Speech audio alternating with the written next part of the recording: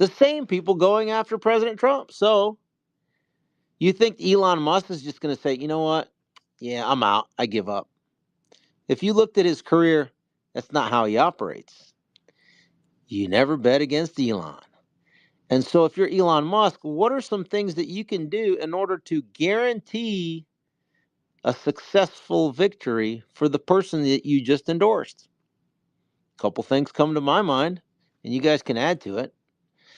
First thing that comes to my mind is, what we saw last night. Help correct the record on the number one free speech platform. That starts to educate quite a few people. Oh, I don't know, about a billion. No big deal. And so that's kind of 100 to 1,000 times the reach of all of the fake content creators, right? The real disinformation purveyors.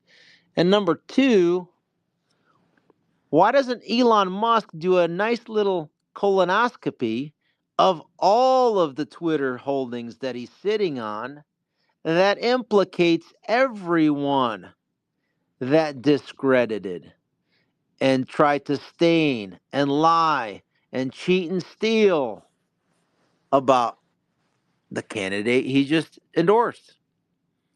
Starting with the former Deputy General Counsel of Twitter 1.0, James Baker, who before he went to Twitter 1.0 in 2018, from 2014 to 2018, he was the general counsel of the FBI. And he was the one that signed off on the illegal spying operation on President Trump. So when you look at Jim Baker and you look at the rest of my deep state target list, namely those in the FBI that were subordinate or his colleagues, I'm sure he probably communicated with them after he left the FBI to coordinate the censorship industrial complex. To include on his Twitter DMs, I would presume. To include in his emails at twitter.com. To include in the internal Slack channels that have already been exposed by Michael Schellenberger, Matt Taibbi, and Barry Weiss. To include, wait, if Jim Baker was a Twitter employee, wouldn't you think that he was issued a company cell phone, company laptop, company computer, company tablet, where he communicated? And isn't all that communications held and owned by Twitter, the company of which Elon Musk just purchased? And now Attorney General Ken Paxton has jurisdiction to subpoena folks? I would say yes to all of that. And so why wouldn't Elon Musk disclose what he can and Ken Paxton subpoena everything that he can? And then it begs the question, why are they not doing that? Or it begs the question, are they already doing it? And when would be the ideal time for them to start to educate the court of public opinion known as X, and maybe more than a billion folks? And so we can go ahead and educate the court of public opinion so that we can create the necessary autocorrect of our stolen First Amendment the last few years.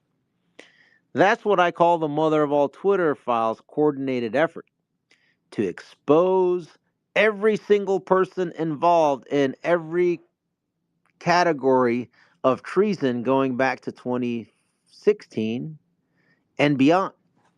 Thus, the deep state target list. So I made it easy, right? And I got some of my team members in here that helped out with that. I'm going to give a shout out. Jess, Laura, who else is in here? That's who I see at first up top. That helped in kind of put this list together. And so I've provided that to the institutions, I think, within our government that at least are trying to somewhat slow roll the ball down the field, but then also those that are trying to get a touchdown. Some of those that are slow rolling are going to be your Jim Jordans. Yep, they've been sent the list. James Comer. Yep, they got the list. Who else?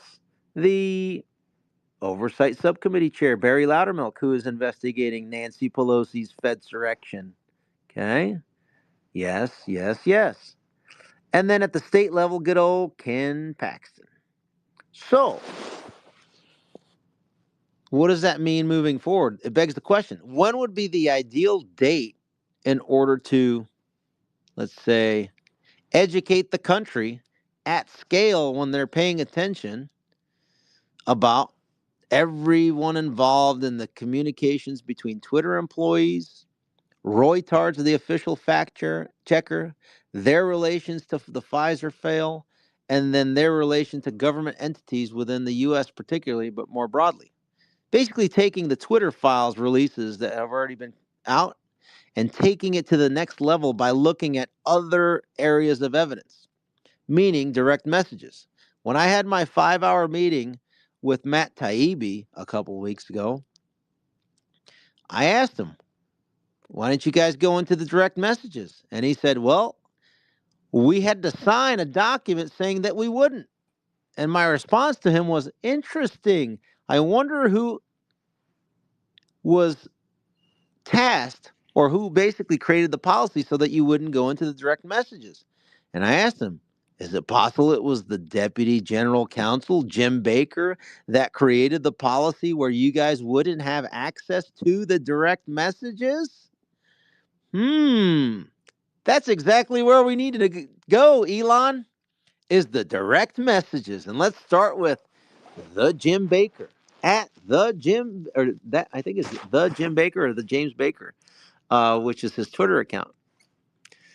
And so let me kind of close with this before I kind of get back to you and say the mother of all Twitter files is essentially a sequence of events of taking things to the next level by exposing all the criminal evidence that Elon Musk is sitting on with the Twitter holdings, giving it to the attorney general that can act, that has the most interest in actioning that, and coordinating the effort to then take that evidence by geotagged location and then divvying it out within Texas by county and then by state throughout the country with states that are ready, willing, and able, with AGs that is, that are ready, willing, and able to conduct the necessary precedent, or I should say, continue the precedent already set by New York's AG, Peekaboo James, or to take it to the next level amongst the, I don't know, 2,500 red counties throughout the country, where those district's attorneys are ready to conduct the precedent already set by Fulton Fanny and Fat Albert Bragg in New York. And then maybe once the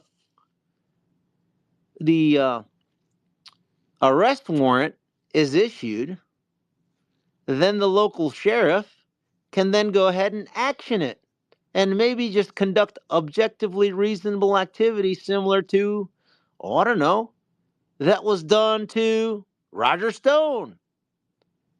That means live stream swatting raid kidnapping, wouldn't it? Because that's what they did to Roger Stone. We want a one-tier justice system, don't we? So let's just go ahead and use their precedent. Or if you're a congressman like Jamie Ratskin, oh, by the way, if you guys can go ahead and just at Jamie Ratskin right now, it's at Rep Raskin. Please do that as I finish this sentence. Jamie Ratskin, as a sitting member of Congress, why don't we just conduct the precedent on him just like they did to former House Freedom Caucus Chairman Scott Perry, where they conducted an armed robbery and seized his devices in order to cover for the Pelosi Fedsurrection. And then, or you know what? Why don't we also do the same precedent already set on another congressman? In this case, Congresswoman Marjorie Taylor Greene. Wait, didn't they conduct about a half a dozen swattings on her? Wouldn't that be nice precedent to set on, to continue to set it on somebody like a Jamie Raskin, who is the lead impeachment manager for impeachment hoax 2? Or and then lastly, didn't they say that it was objectively reasonable for Lila Morris to beat down and slaughter Roseanne Boylan? or Michael Byrd in an objectively reasonable manner, they said to us, to go ahead and slaughter Ashley Babbitt. So that's why they're coming after me, because I'm calling them out for their political violence, and I'm communicating I guess, a plan and a play that is legal, moral, and ethical as we basically line up all the stars. Elon with the evidence, Paxton with the law enforcement authority, and the passion to go ahead and take them to task, all of them at the highest levels, both political parties, because he's already done. I mean, he's done more against the Biden regime than any attorney general, and he's been done more against the Bush Cheney syndicate, probably more than any other state as well. So I'll pause there. Yeah, so I had a question for you. Can you go into the Pienka stuff? Because I know you've had him on your target list, right? So for people that aren't aware and Yeah. can't follow it, but I want to throw some names in: Jack Dorsey and the people that were involved with the Pizzagate stuff and the trafficking, because there's a lot of collusion between all of that stuff together. I think if you got Jack Dorsey's Twitter and Mark Zuckerberg's Twitter, you can see collusion by the internet industrial complex. Yep. I think Elon's sitting on the biggest trove of criminal evidence that any human has, right? Or has ever had, because of so many people using that. I mean, think about all the journalists from Reuters, from New Woke Slimes, right? Washington Compost. This is private information. A lot of people think, oh, why can't you FOIA it? FOIA applies to requesting information from the federal government, particularly the executive branch, okay, of the federal government. This is a private company with private information that the owner of the company has full discretionary authority to do basically as they please. Now, I get it. Some people are like, oh, that's bad. That's privacy. You're going to violate their privacy, is what the leftards are basically saying. Oh, why would he do that? He would risk his business. I think, well, one, to address that, that's when you get into A.G. Paxton. We'll just subpoena and action it, right? So, Joseph Pienka, you're asking me. So I designate August as Joseph Pienka III Awareness Month. And his phone number his office number is 415-553-7400. So I'm not telling or asking anyone to call that number. I just want people to memorize that number, just for, I'll keep it family friendly, just for feces and giggles. Okay? So 415-553-7400 is the general office number of the FBI field office in San Francisco. Why is this guy Joseph Pienka III so important? A lot of people ask me.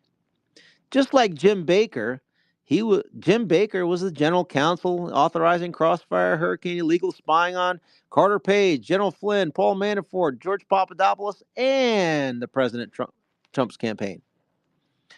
And then he went to the West Coast over at Twitter to then continue to do the cover-up scheme on behalf of the cabal. Joseph Pienka was one of the not lower, but like the higher level action officers of the Crossfire Hurricane operation that Jim Baker authorized. The unique thing about Joseph Pienka III is that, according to his testimony that I've read, his transcripts indicate, and all evidence indicate, that it seems as though once he realized that he was being duped by Kevin Kleinsmith, by Brian Auten, by Bill Priestap, and others on that Crossfire Hurricane team and in the FBI, he asked to be removed off of the operation. And he also testified that he did not think that General Flynn was lying when he was sent to interview him with Pete Strzok. But what happened was that original FD 302 form that he wrote up was never to be found. And instead, Lisa Page, with Pete Strzok, changed it to then try to use that as criminal information to claimed that General Flynn was lying to the FBI. As Joe Pientka observed all this, he still spoke the truth. He didn't come out as a whistleblower, but I think as far as his time in the East Coast, it's almost as though he kind of played as the truth arbiter. And that's why they both sides of the aisle didn't want his name out there. They were protecting him. So then fast forward, he goes over to the San Francisco field office of the FBI, which is 4 blocks north of Twitter headquarters. So while Jim Baker sitting at Twitter headquarters literally can see line of sight if he's up on the higher floors of Twitter, and he looks up north and you can see the 13th floor of the FBI offices at the federal building at 450 Golden Gate Avenue, San Francisco, California. Phone number 415-553-7400. So you have the Joseph Pientka III becoming, based on my research, the head of counter intel, which is the number 3 guy technically at that office. And so he's there, and one of his employees, or I should say, one of the subordinate individuals there, is a guy by the name of Elvis Chan, which we find out about through the Missouri v. Biden lawsuit, the censorship First Amendment reinstatement lawsuit. Elvis Chan basically admits to the censorship industrial complex that he was one of the conduits in the San Francisco field office. So, question mark for Joe Pientka. Did you know about this? Did you authorize it? Did you facilitate it? Well, let's give him an opportunity to de risk himself before September 3rd on that component because it appears he did the right thing in East Coast, but he may not have done the right thing on the West Coast. So, how about this, Joe Pientka? You got until September 3rd to come out as a whistleblower. If you don't, then amnesty is over for you. And I'm going to do everything in my power, and everybody listening in hopefully will also do everything in their power to make sure that we research every single second of his life until, like they do to us, remember, you find me the man or woman, I'll find you the crime. Well, then it's going to be our turn, and we're going to guarantee we're going to find something on you and treat you as a co-conspirator with everyone else that is a primary individual on the deep state target list, to include James Baker. So if Joe Pientka III wants to mitigate his legal risk moving forward from us exposing his involvement and extending it beyond into his, let's just say, closest associates, then he may want to come out as a whistleblower. Otherwise, we're just going to go and start to do the investigation. Now, who he can reach out to? Well, he can contact Ken Paxton's office. He can contact, well, I don't know, Jim Jordan's office and James Comer's office. And yeah, let's just start with that. Or he can reach out to me, info@rakeland.com. I'm communicating this in good faith because at the end of the day, if I see a good faith effort for him to come out publicly, like I get to decide as a private citizen, Ivan Rakeland, so to everyone listening in, on what you're going to spend your time on and researching, investigating, and then it's up to you as an individual. Like for me, for example, I am the one that decides to go on 5, 10, 15 podcast shows a day to then amplify to the millions and exposing these people. And then it is up to me to decide I can travel to Ken Paxton or to Chris Kobach or any of these other attorneys general and basically stand outside as I present evidence and start to give the necessary law enforcement officials sufficient evidence to start to criminalize them. And then when more and more people start to mobilize in support of that, the court of public opinion then drives the action of our elected officials, such as A.G. Paxton. We get more and more people on board, then the jury pool is literally clamoring for a conviction by the time it gets into the courtroom. So with Joe Pientka to close up, he is sitting there as the potential mother of all whistleblowers. And it would be nice for somebody like an Elon Musk to offer in good faith, hey, Joe, I offer you a position after you retire from the FBI. I don't know, head of trust and safety as we investigate trust and safety for the and support the US Constitution so that there's trust in the platform and there's safety in our constitutional order. And how does that align with what Elon Musk is doing? This guy, Joe Pientka, could be the catalyst as he lays out with direct knowledge of both the East Coast corruption and the West Coast censorship industrial complex, which Twitter 1.0 was at the epicenter of. And this guy, Joe Pientka, could literally be the one person that can almost guarantee the reelection of President Trump because he will expose every single one of them because he was an insider on both coasts. So that's why Joseph Pientka is by far the most important person to look at as a potential whistleblower. And number two, Jim Baker is the one person to go ahead and do a deep dive on. So what have I done? I During our conversation with Taibbi, I said, he asked me, who's the number one guy you would look at? I said, Jim Baker. He's like, okay, got it. And so those two individuals are by far in the best position to expose the entire cabal in very short order. And I think it would behoove Elon Musk to start digging in there if he hasn't done so already, along with Ken Paxton. And I'd be happy to help with that process. Thank you, Ivan. Appreciate that. Yes, sir. Thanks for the question. I have a question for you. So, are you excited that they've indicted and that one man from Smartmatic has turned himself in? Do you think he might be a whistleblower too in the future? Possibility to save his life because, they were involved with all these different elections that were overturned fraudulently. A great question. Yeah, I was monitoring that and tracking it. It's just that I mean, it comes down to this. All the stuff coming out now, and remember, he was indicted by who? The Department of Justice. So it's yet another what I call, well, everyone probably calls a limited hangout. Just like John Durham was there, all these other people are out there in order to basically have them kind of slow roll and make people think that they're doing something, right? So when Do you think it might be? Oh, no, no, go ahead. sorry. I was gonna say then maybe with that being said, and what you're saying is absolutely correct, but with the ties with Dominion and things, do you think that that might make it easier for like, say, like I'm in Nevada, so we're a swing state and we have Dominion and Smartmatic here.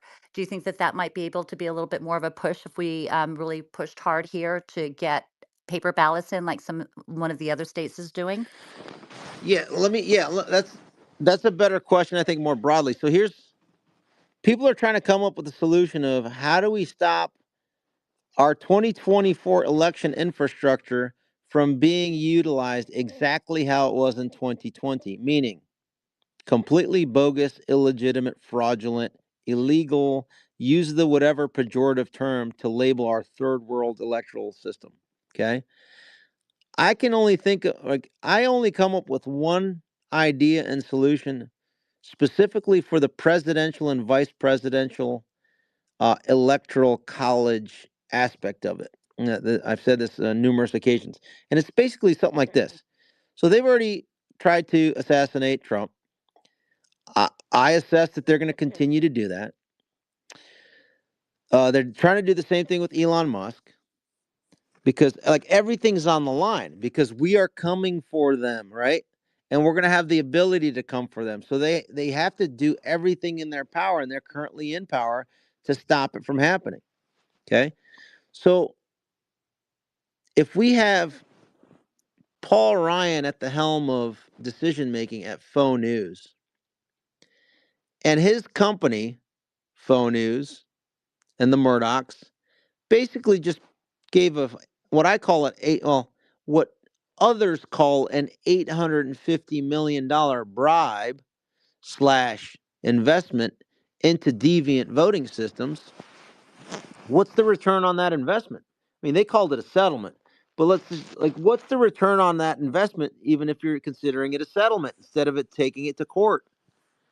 It probably, I mean, my guess is they're probably just saying, hey, deviant voting systems, if we can't assassinate Trump, if we can't block him from being the nominee, which they couldn't, then the backstop for the uniparty is to motivate deviant voting systems to create the electoral outcome of the $850 million investors choosing.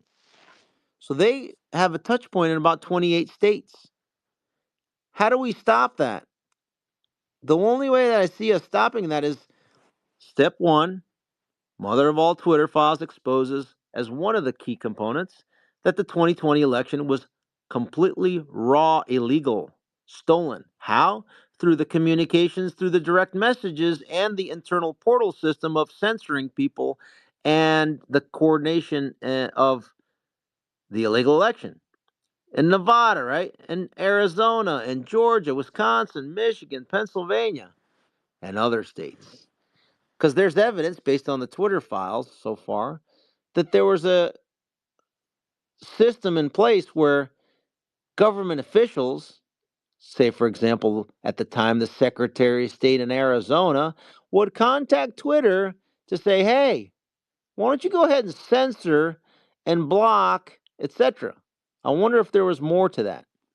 So as America learns this and starts to be angry because Twitter is now the number one news app in America and is in third position as far as stickiness within the social space above above Facebook and Insta garbage and closing in on Commie Search and CommieTube.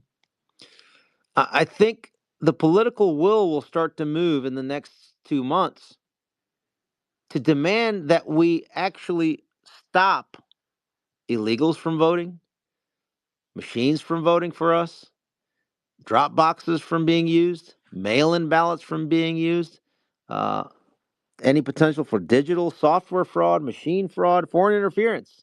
And so the only way to avoid all of that is we have our state legislatures allocate the respective states' electoral votes just like we did the first two, three elections in our country's history, where it was the state legislature that basically stood up and voted, hey, we vote for this candidate or this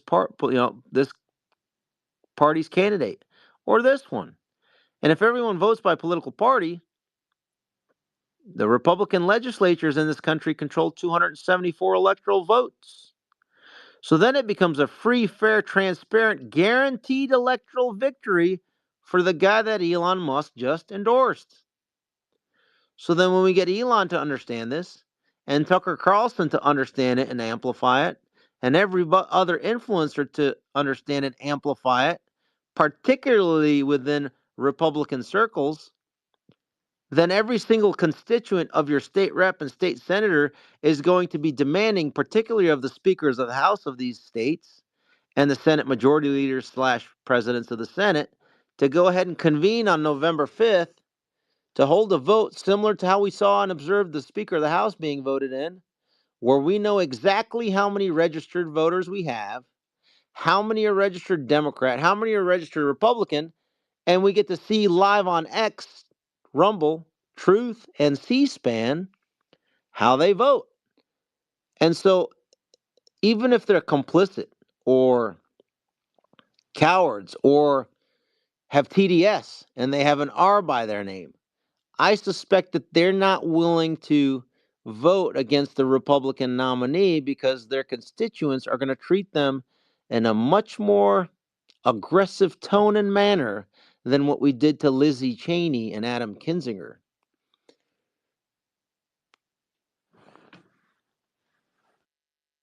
Thank you. Does that explain it in a long way? Long way, very step by step and precise, and I appreciate that very, very much. Thank you. Thank you. But I'll say this: that I get it. Glenn Youngkin went ahead and signed an executive order. All of a sudden, oh, he's now. Oh my gosh, he's all about election integrity. Meanwhile, me, my teams, and other people, we've been beating down his door since day one. Hey, can you do something about election integrity? Same thing with Attorney General in Virginia, Miaras. These are, these are at best China first Republicans, okay? Particularly Youngkin. Why? Because China first Youngkin, yeah, I get it. He's got an R by his name. This guy was a co-CEO of Carlyle Group, very close ties with the Bush family, right? And but that's not an important part. The important part is Glenn Youngkin as co-CEO, his co-founder of that company, David Rubenstein, was the guy that invested the most amount of money into the deal led by Staple Street Capital to purchase deviant voting systems. Ooh, yes, we've looked into this. And so the other component of that is the other main investor into the purchase of deviant voting systems was a company based out of China with the board, three of the board members having close ties to the CCP leadership. And those same three individuals also served on an American name company of the same name as the CCP equivalent that are same board members. So David Rubenstein and a couple of these other folks, a lot of Carlyle investment funding and wealth growth has been at the hands of investing in the CCP or China, I should say, and China Holdings.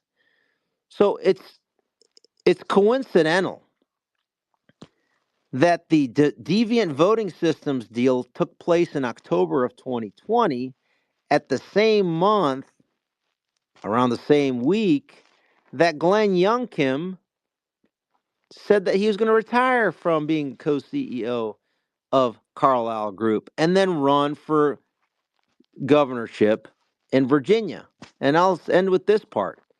It's interesting that the two main VIP guests at the inauguration for Glenn Youngkin in January of 20, what would have that been? 22 were Paul Ryan and Ronna Romney. So I don't know if he did that executive order in good faith, is my gut feeling.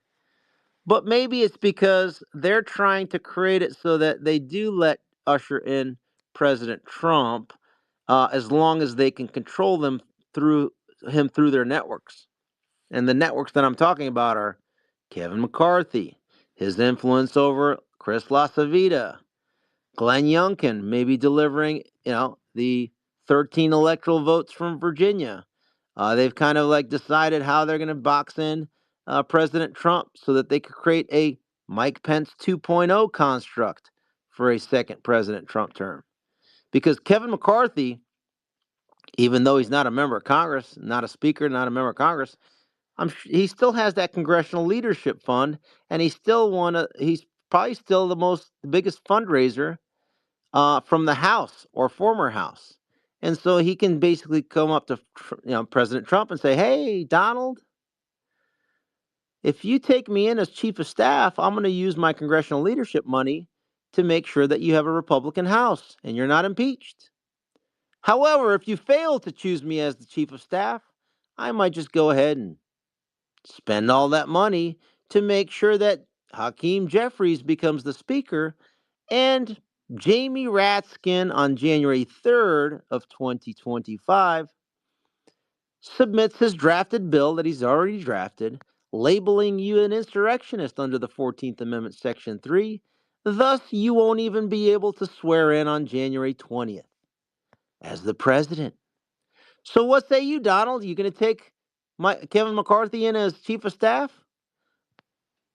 Because I'm seeing indications in that direction based on what I'm observing some of the things that Chris LaCivita is doing and based on my sources of what he's doing.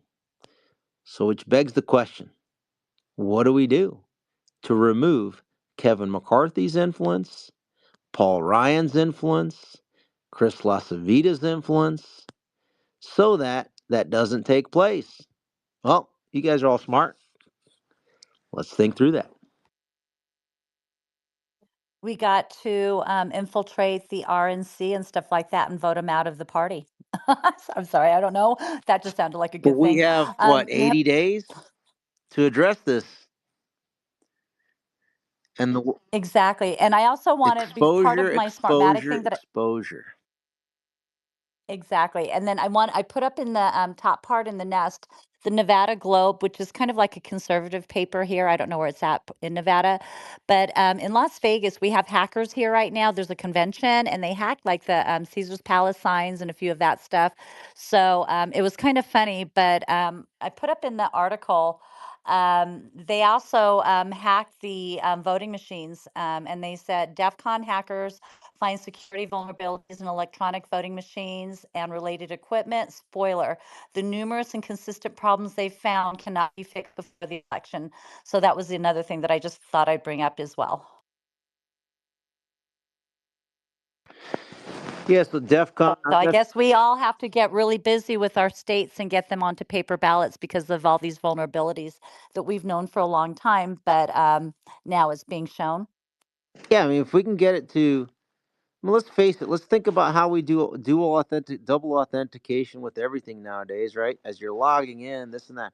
Why can't we have the same technology, latest and greatest, that we use to, I don't know, conduct financial transactions, where you can do the same thing, where you're verifying a citizen of the United States, you're verifying a resident of a state, you're verifying the county and district and precinct. You use the geotag. There's all these different layers and components that can be applied, even if it's like some digital component. And then you apply the factor of live stream video while people are conducting the vote or counting the ballot, so that you can tie a particular ballot to an individual, so that you know for sure that every person voting wanted to vote, and you can tabulate the vote properly. I mean, there's different ways to skin the cat. But I think by mitigating as much risk of fraud is the better way. And why not do, right? In person, hand count, paper ballot, voter ID that proves your, and then you live stream the counting. That will create, I think, a lot of trust. And then ultimately, when people have trust in the system, you can come to a point where, oh, wow, we lost. We got to do better by, First Amendment actions, etc. So how do we do all that in the next 80 days, though, Ivan? That's the question. Okay. So I laid it out for the presidential and vice presidential electors. We can solve it just kind of how I explained it, where we have the state legislatures vote, but the political courage doesn't take place until there's a big seismic shift of evidence, right? That can now be leveraged, because now people's attention are on X, right? Especially with last night. So on September, I failed to mention in the kind of first Rakeland rant that I had here. September 3rd is literally the day after, it's the day when everybody's back from summer vacation. It's the time when everybody, college students are back physically together, 18 and above. Parents with their family are back from vacation. Congress is getting ready to come back from summer recess, which will be, or August recess, September 9th, they come back in. So then it begs the question, if you're Elon Musk, when would be the best date with the most political upside benefit to your preferred candidate now to go ahead and drop a trove of criminal evidence in the court of public opinion? And if you're AG Paxton, when would that align as well with you? Because you're trying to push back against these scum. Well, I suggest September 3rd, because next week we have the DNC convention. There's a chance that it's not going to be Mamala and Tim. What's his name? Tampon Tim or something people are calling him.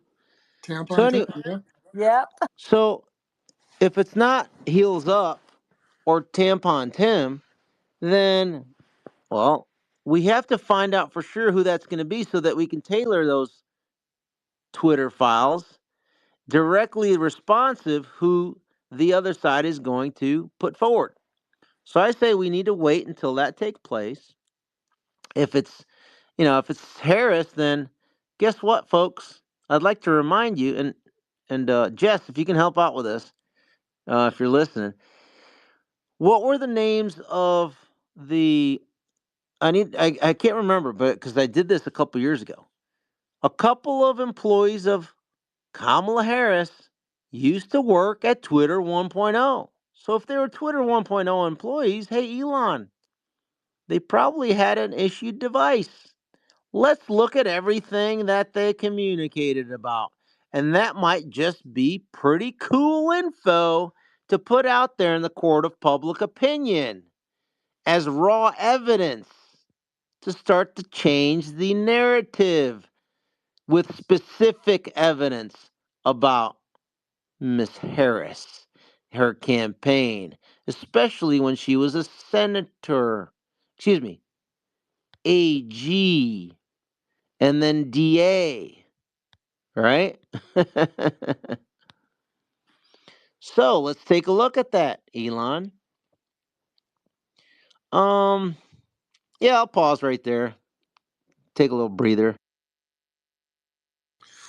So, what's your thoughts on Brian Kemp saying he's going to give his political machine to Donald Trump? Do you think that's a cover because of all the Georgia voter fraud that's pouring out, Ivan? So wait, say that again. I think this is news to me. So, Brian Kemp came out and announced that he's going to give his political machine to Donald Trump. Obviously, I think he's When covering did that take place? this week or the end of last week. Actually, Interest. Lindsay said he was going to do that. I never heard Kemp say it. Brian Kemp Lindsey said it. Graham? It was out there. Okay. And that Yeah. was after that was after the reveal of the over 380,000 missing matches of ballot signatures and things like that that they can't prove because the citizens Was are that claiming press that. conference, like 8-10 minute video that was going viral a couple days ago that the Yes, gentleman put out at the state capitol? yep. And they said there were citizens had a state of emergency, so now Yes, Kemp is yes, yes. coming out. So immediately after that, Kemp basically came out and supported Trump. He said he's going to support Trump and lend his political machine. My first thought is he's doing to cover his ass because he Yes. committed sedition or treason by what happened in Georgia for sure, a swing Yeah, state. absolutely. That would be my initial gut reaction too. I'd have to take a look at it in the wording and how they kind of framed it to get the specifics to get a better analysis on it. But yeah, I mean, bottom line is from Georgia. When you're talking about Georgia, members on the deep state target list include Kemp, Raffensperger, Jordy Fuchs, who's the deputy secretary of state. She was the one that leaked the phone call between President Trump and Brad Raffensperger. I mean, it goes deep, right? Because Kemp, for those people that don't remember, was the Secretary of State in Georgia before he became the governor, right? And he was the one, I believe, it was him that did the 207 or $208 million deal with deviant voting systems, and it was Mike Pence that was the one that endorsed Brian Kemp, right? And it was Mike Pence that endorsed the opponent in the primary of Kerry Lake.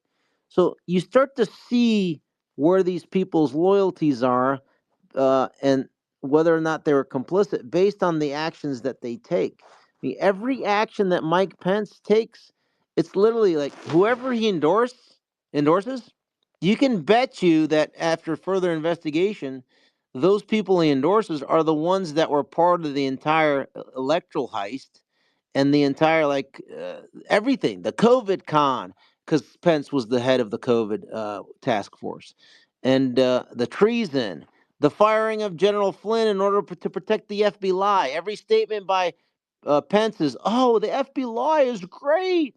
It's the best thing ever because it protects me from being at legal risk all day, every day." His endorsement of Chris Sununu in New Hampshire. These are the Republican scum at the top of my list that we're coming after. Okay?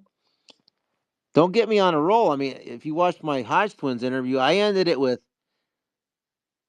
Chris Sununu is at the top of the list because he not only he not only was a part of the electoral heist, but He violated 9 New Hampshire citizens' residents of their First Amendment and arrested them for silently standing up and facing their back towards him.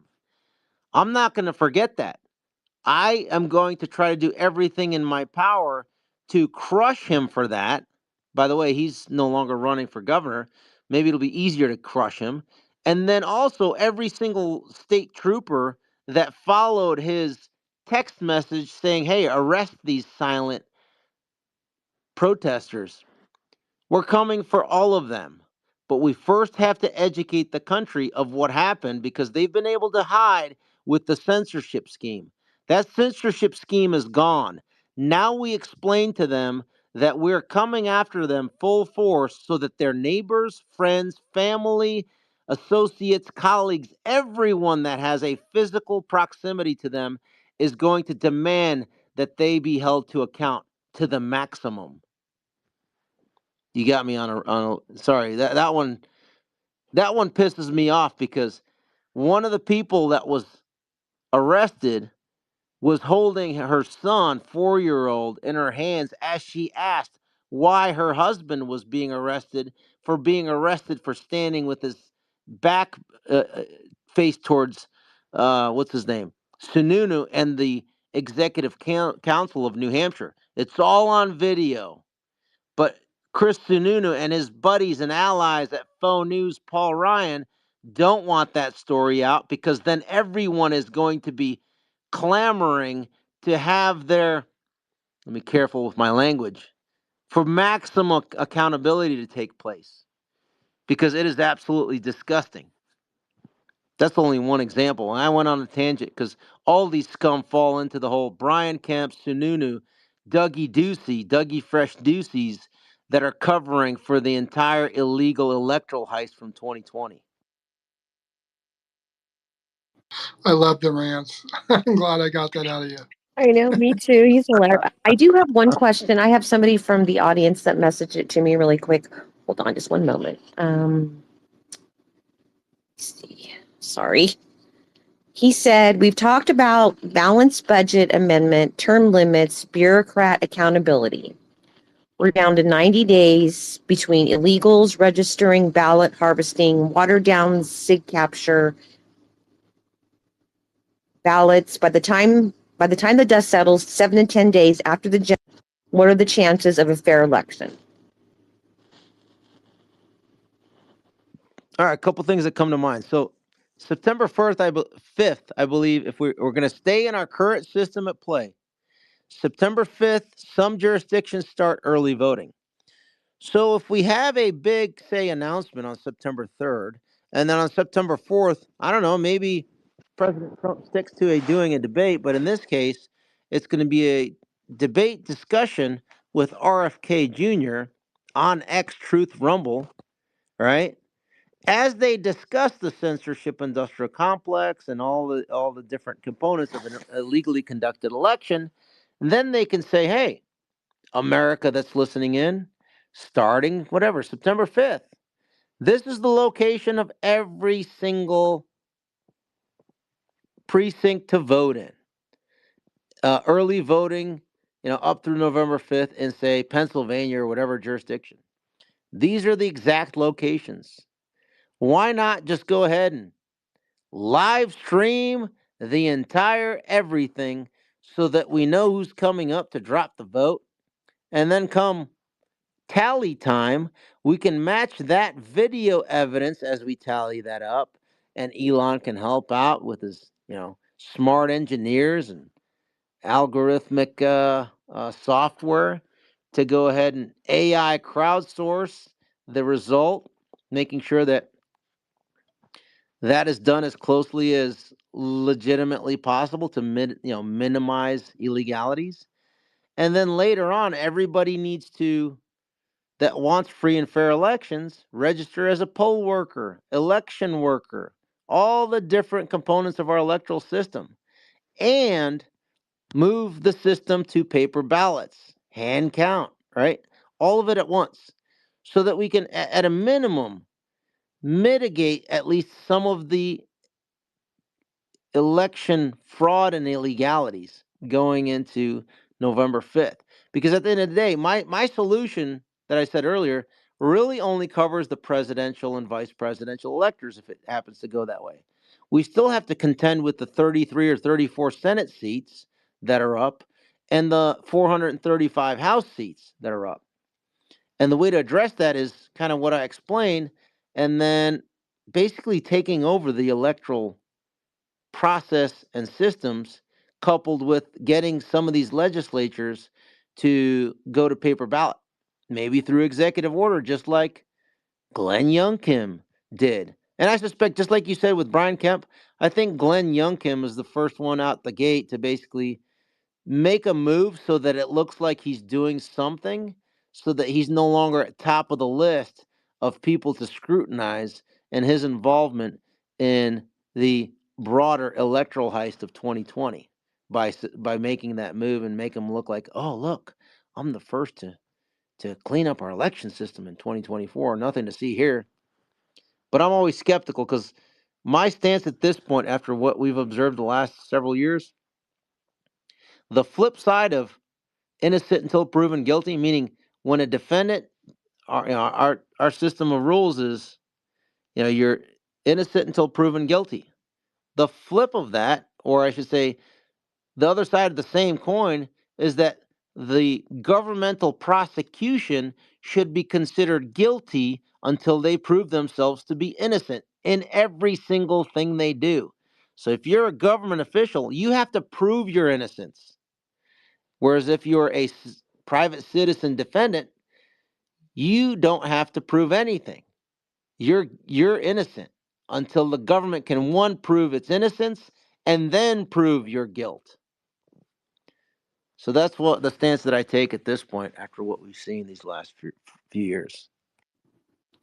Okay, I just want to know if anybody that has a mic right now has any questions for Ivan so far. Liz, Crux, Sanzu, Chad, Brian. Go ahead, Liz. Oh, I've heard this 100 times. I was on tour with him. Go ahead, Liz. What's up, homie? What's up, bro? How you? Good. Go ahead, Liz. Thanks for coming. I just wanted to say hi to everyone. I was so happy with the conversation that was held last night. And I do agree 100% with Ivan, of course, in regards to the deep state. And again, it's very complicated. And I guess the best way to explain it is to kind of look at it as this quasi council. And for some reason, and from their perspective, these people truly believe that they're the ones that should be running the government. And the only way, and one of the questions before was, well, how do we deal with this? And the best way is to expose them by name, their corruption, their means of control, and identifying how to dismantle their illegitimate power, keyword, illegitimate power, which is the first step in the restoration of the US as a constitutional republic. Very often you hear words thrown around, saving our democracy. It's our democracy. Well, it's not a democracy. So you swap out the word democracy and you insert the word power, and it makes much more sense. And so, in regards to this informal quasi council, when I talk about identifying their names and their corruption, it is the first step because, as President Trump has stated before, a lot of the people that we're dealing with are nameless people. Nobody really knows who they truly are. And in regards to the current council, I would say possibly the current members of the current council include U.S. Inspector General Michael Horowitz, the FBI Director Christopher Wray, U.S. Attorney General Merrick Garland, Director Office Professional of Responsibility Jeffrey Ragsdale, Chief Public Integrity Sector Corey Adamson, Deputy USAG Lisa Monaco, the first Principal Deputy USAG Marshall Miller. Am I right about this, Ivan? Um, I haven't done the deep research in that aspect, but keep going. So then we have our council emeritus. So these are the people that are a bit above those people. And so with these people, it's again, it's complicated from their perspective. They own the United States of America. It is theirs, and they are its self-appointed stewards. Anyone who is not them are, quote, useful idiots or useful innocents or humans chattel to be discarded as necropolitics. This is important. The rest of us are expendable carbon units. Literally, we can go into that forever and ever, that are assigned positive and negative values depending on our relative usefulness to them. So here's our council emeritus. We have here former USAG Bill Barr, former USAG Jeffrey Rosen, former Deputy USAG Richard Donahue, former FBI Director Andrew McCabe, former FBI Director Robert Mueller, former FBI Director James Comey, former USAG Eric Holder, and special counsel from the UN Jack Smith. So, again, it goes very, very deep. It's almost an impossibility to fire this administrative state. That's the real issue. You know, it goes back years ago. I guess you could watch Amanda Millis's movie, if you haven't seen it yet, The Plot Against the President, and it very adequately explains like how the corruption can be embedded so deep, and it is an impossibility at times to fire these people. And again, over the years, although America has three separate functions of government, it's this fourth branch of the administrative state and the people that I just mentioned that really hold this unique power that's able to cause the carnage that they're causing. And again, this is just my opinion. So, with saying that, I'll let Mr. Ivan take over. Well, thank you. I mean, it's not my space to take over, but I can make more First I Amendment know, sounds if but you I want to just prod me. maybe just extend a bit on what I'm saying. But like, I think you get, where I'm going with this. So it's again a very complicated situation because most Americans don't really know who these people are, right? So you can't really fight something you don't know you're fighting. And again, these are the nameless people that make decisions, like permanent decisions. They don't leave. They're there permanently, regardless of who is in power. And we also saw that happen with the COVID industrial complex scam, where President Trump was giving a separate set of orders where Judas Pence was going behind his back with deep state swamp rat Deborah Birx and defying everything that the president had clearly stated he wanted to do. And again, this is the inner workings of the fourth branch of government, which is the administrative state, that can completely overthrow the other branches of government, the executive, judicial, and legislation. And it's been happening for so long. And I think that we're at the point now where the damage that they have done is so extensive that it really does at times feel like an impossibility to deal with these people because, and like I've said it before, it feels like you're trying to vote your way out of Nazi Germany. Well, that is true. That is true. So again, identify the crimes that they have committed and make it known, because these people's names have to be known. And although they don't have any, it doesn't sound, their names and their actions so far, like from what I've said, it doesn't have that element of shock value to get people invested. But once you really understand the corruption and the level of outright treason that these people have committed, it will make more sense as to why there is no magic wand that can make this nightmare disappear overnight. And again, that's just my opinion. So yeah, I'll let someone else take over. Well, thanks, Liz. I appreciate that. Nice job. Go ahead, Brian. Well, let me first get a mic check. Can you all hear me okay? Yeah, what up, homie? How are you? Good, good. How you all doing? Great space. Been tuning in for a little bit. Mr.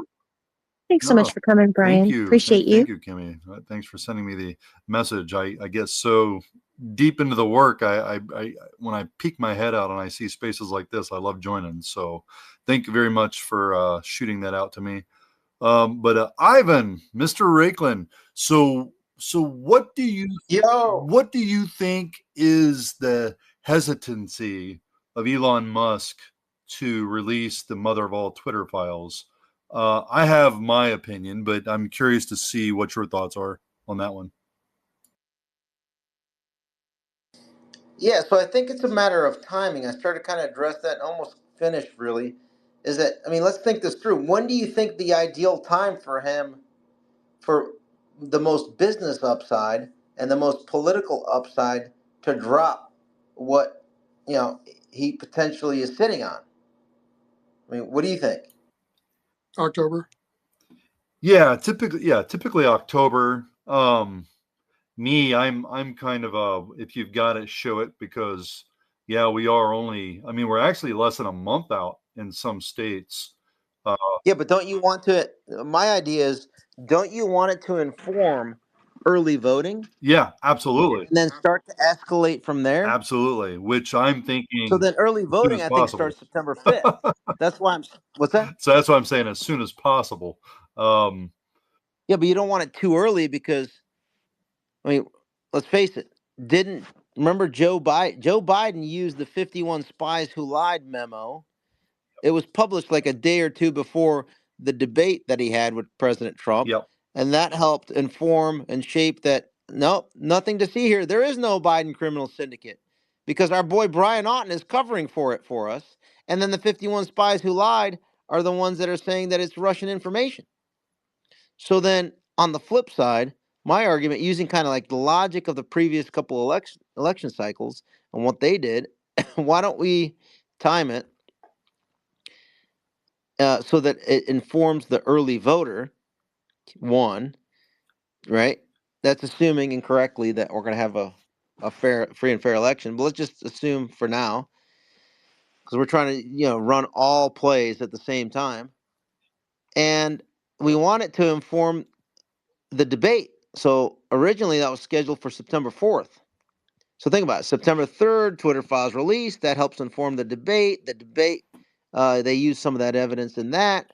And then on September 5th, early voting starts. So you have 2 days of massive just information infusion of all the illegalities conducted by whoever their potential presidential and vice president, the presidential picks are. And then you continue to escalate and amplify on X and other free speech platforms going into October and then November. So that's my thought on that. I personally like before the convention, perhaps we can get swatting done in one failed swoop. I don't know.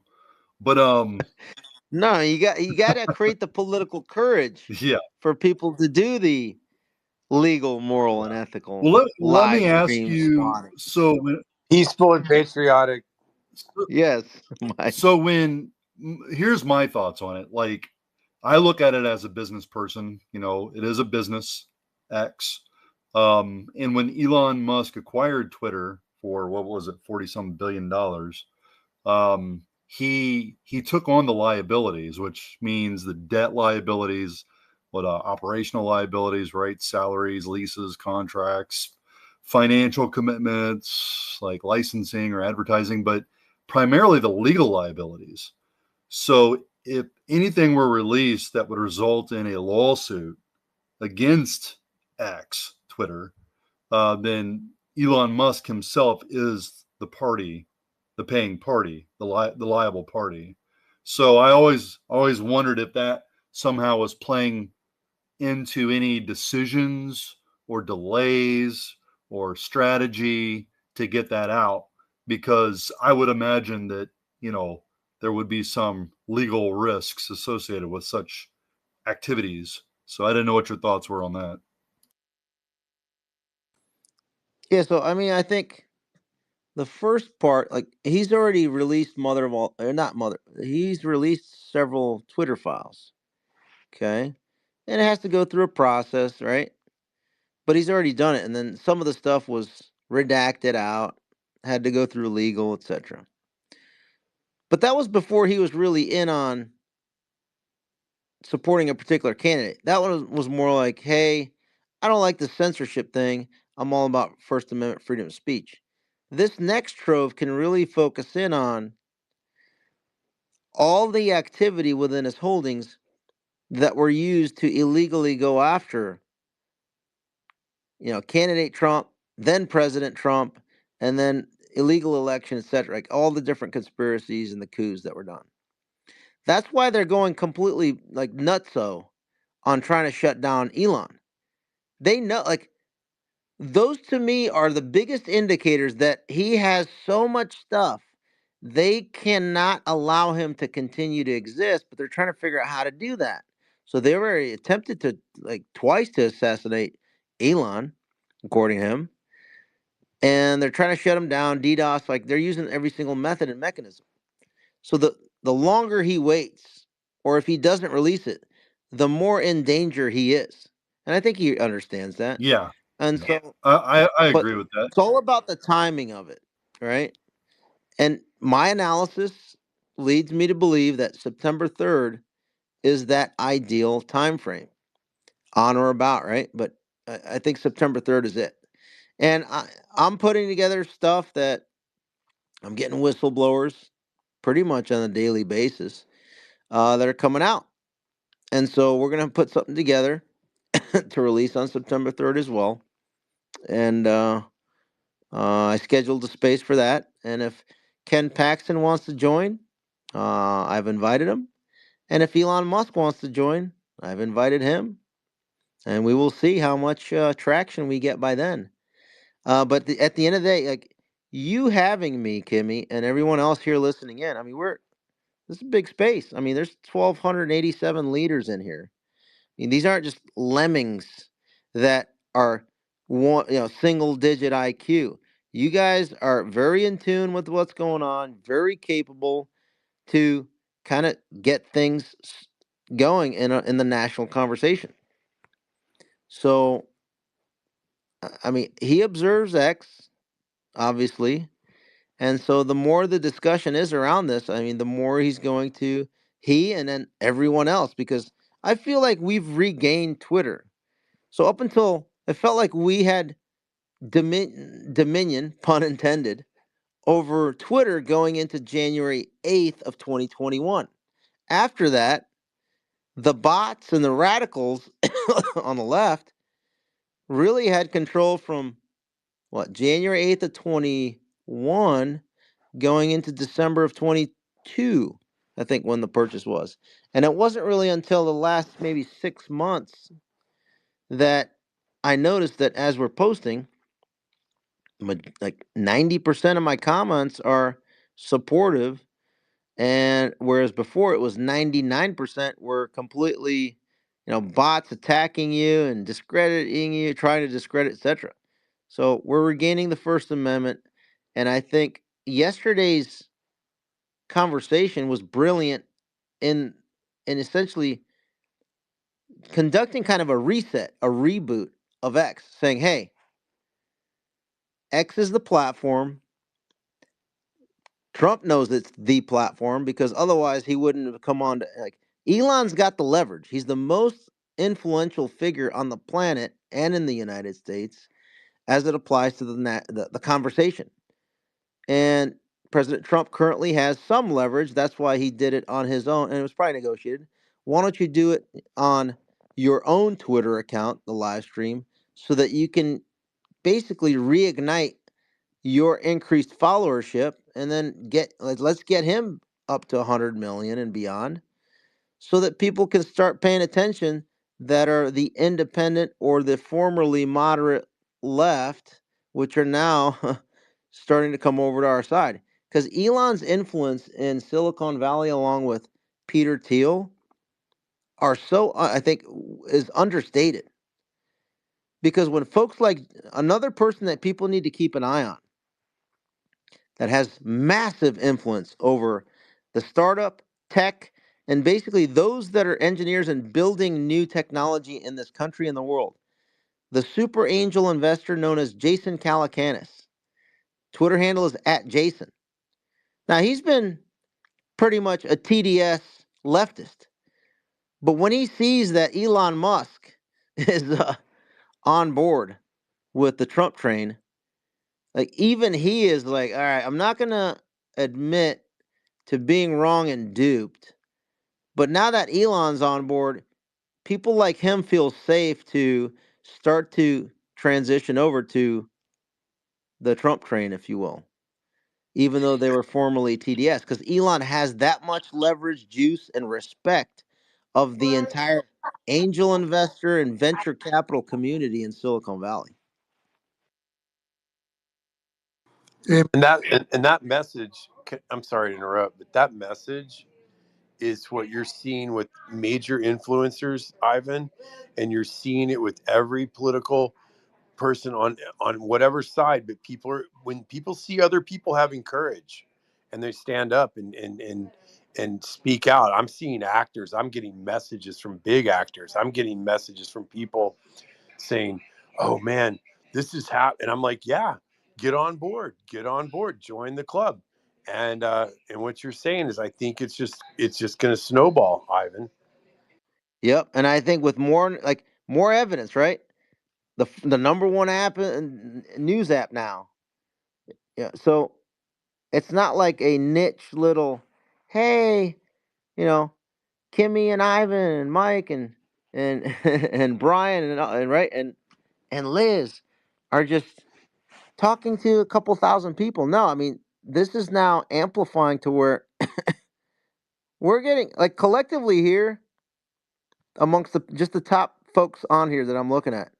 We've collectively touched at least over 100 million people over the last year easily. We weren't able to do that when they censored us. Now we're dominating the conversation. We're literally in here like almost every day conducting conversations that thousands of leaders are kind of bouncing it off and then sending it out to their communities. We're crushing the legacy media. They know it. It's not even close. I mean, did you see CNN's like try to rebut uh, Elon and Trump's space? Did you see that response that CNN gave? And it's like, go look at the, No, because go look no at. one's watching Criminal News No, Network no, I and they're know, dying.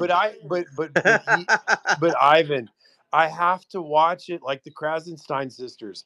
I No, have to no, watch. you're allowing them to exist by doing No, you know what it is? It's watching the demise, and it's watching them struggle, and it's a little bit, I'm not going to say it, but it's a little bit um fulfilling to see their lies and propaganda that we've been trying to expose for 4 All years. right. For Yeah. those listening, give me a thumbs up if you agree with Mike, and if you don't, give me a thumbs down. Oh, come on. Okay, give whatever. You better give me a thumbs up, you guys. Oh, everyone's taking the neutral stance of Oh, laughing. they're doing the laughy faces. Okay, fine. Fine. Cowards. But hey, There you go, unfortunately, I don't know Liz. if you saw it, but when I joined the Liz gave you a spaces thumbs last up. Yeah, night, Jess. I had to be next to Ed Krasenstein. Did you see it? I even posted it. I'm like, why do I gotta be next to this guy in my spaces? Yeah, I So saw whatever. that. Never heard of the dude. Okay, whatever. You know who he Or is. you said it was a sister, so I never heard of her. Oh yeah, never heard of her. But here.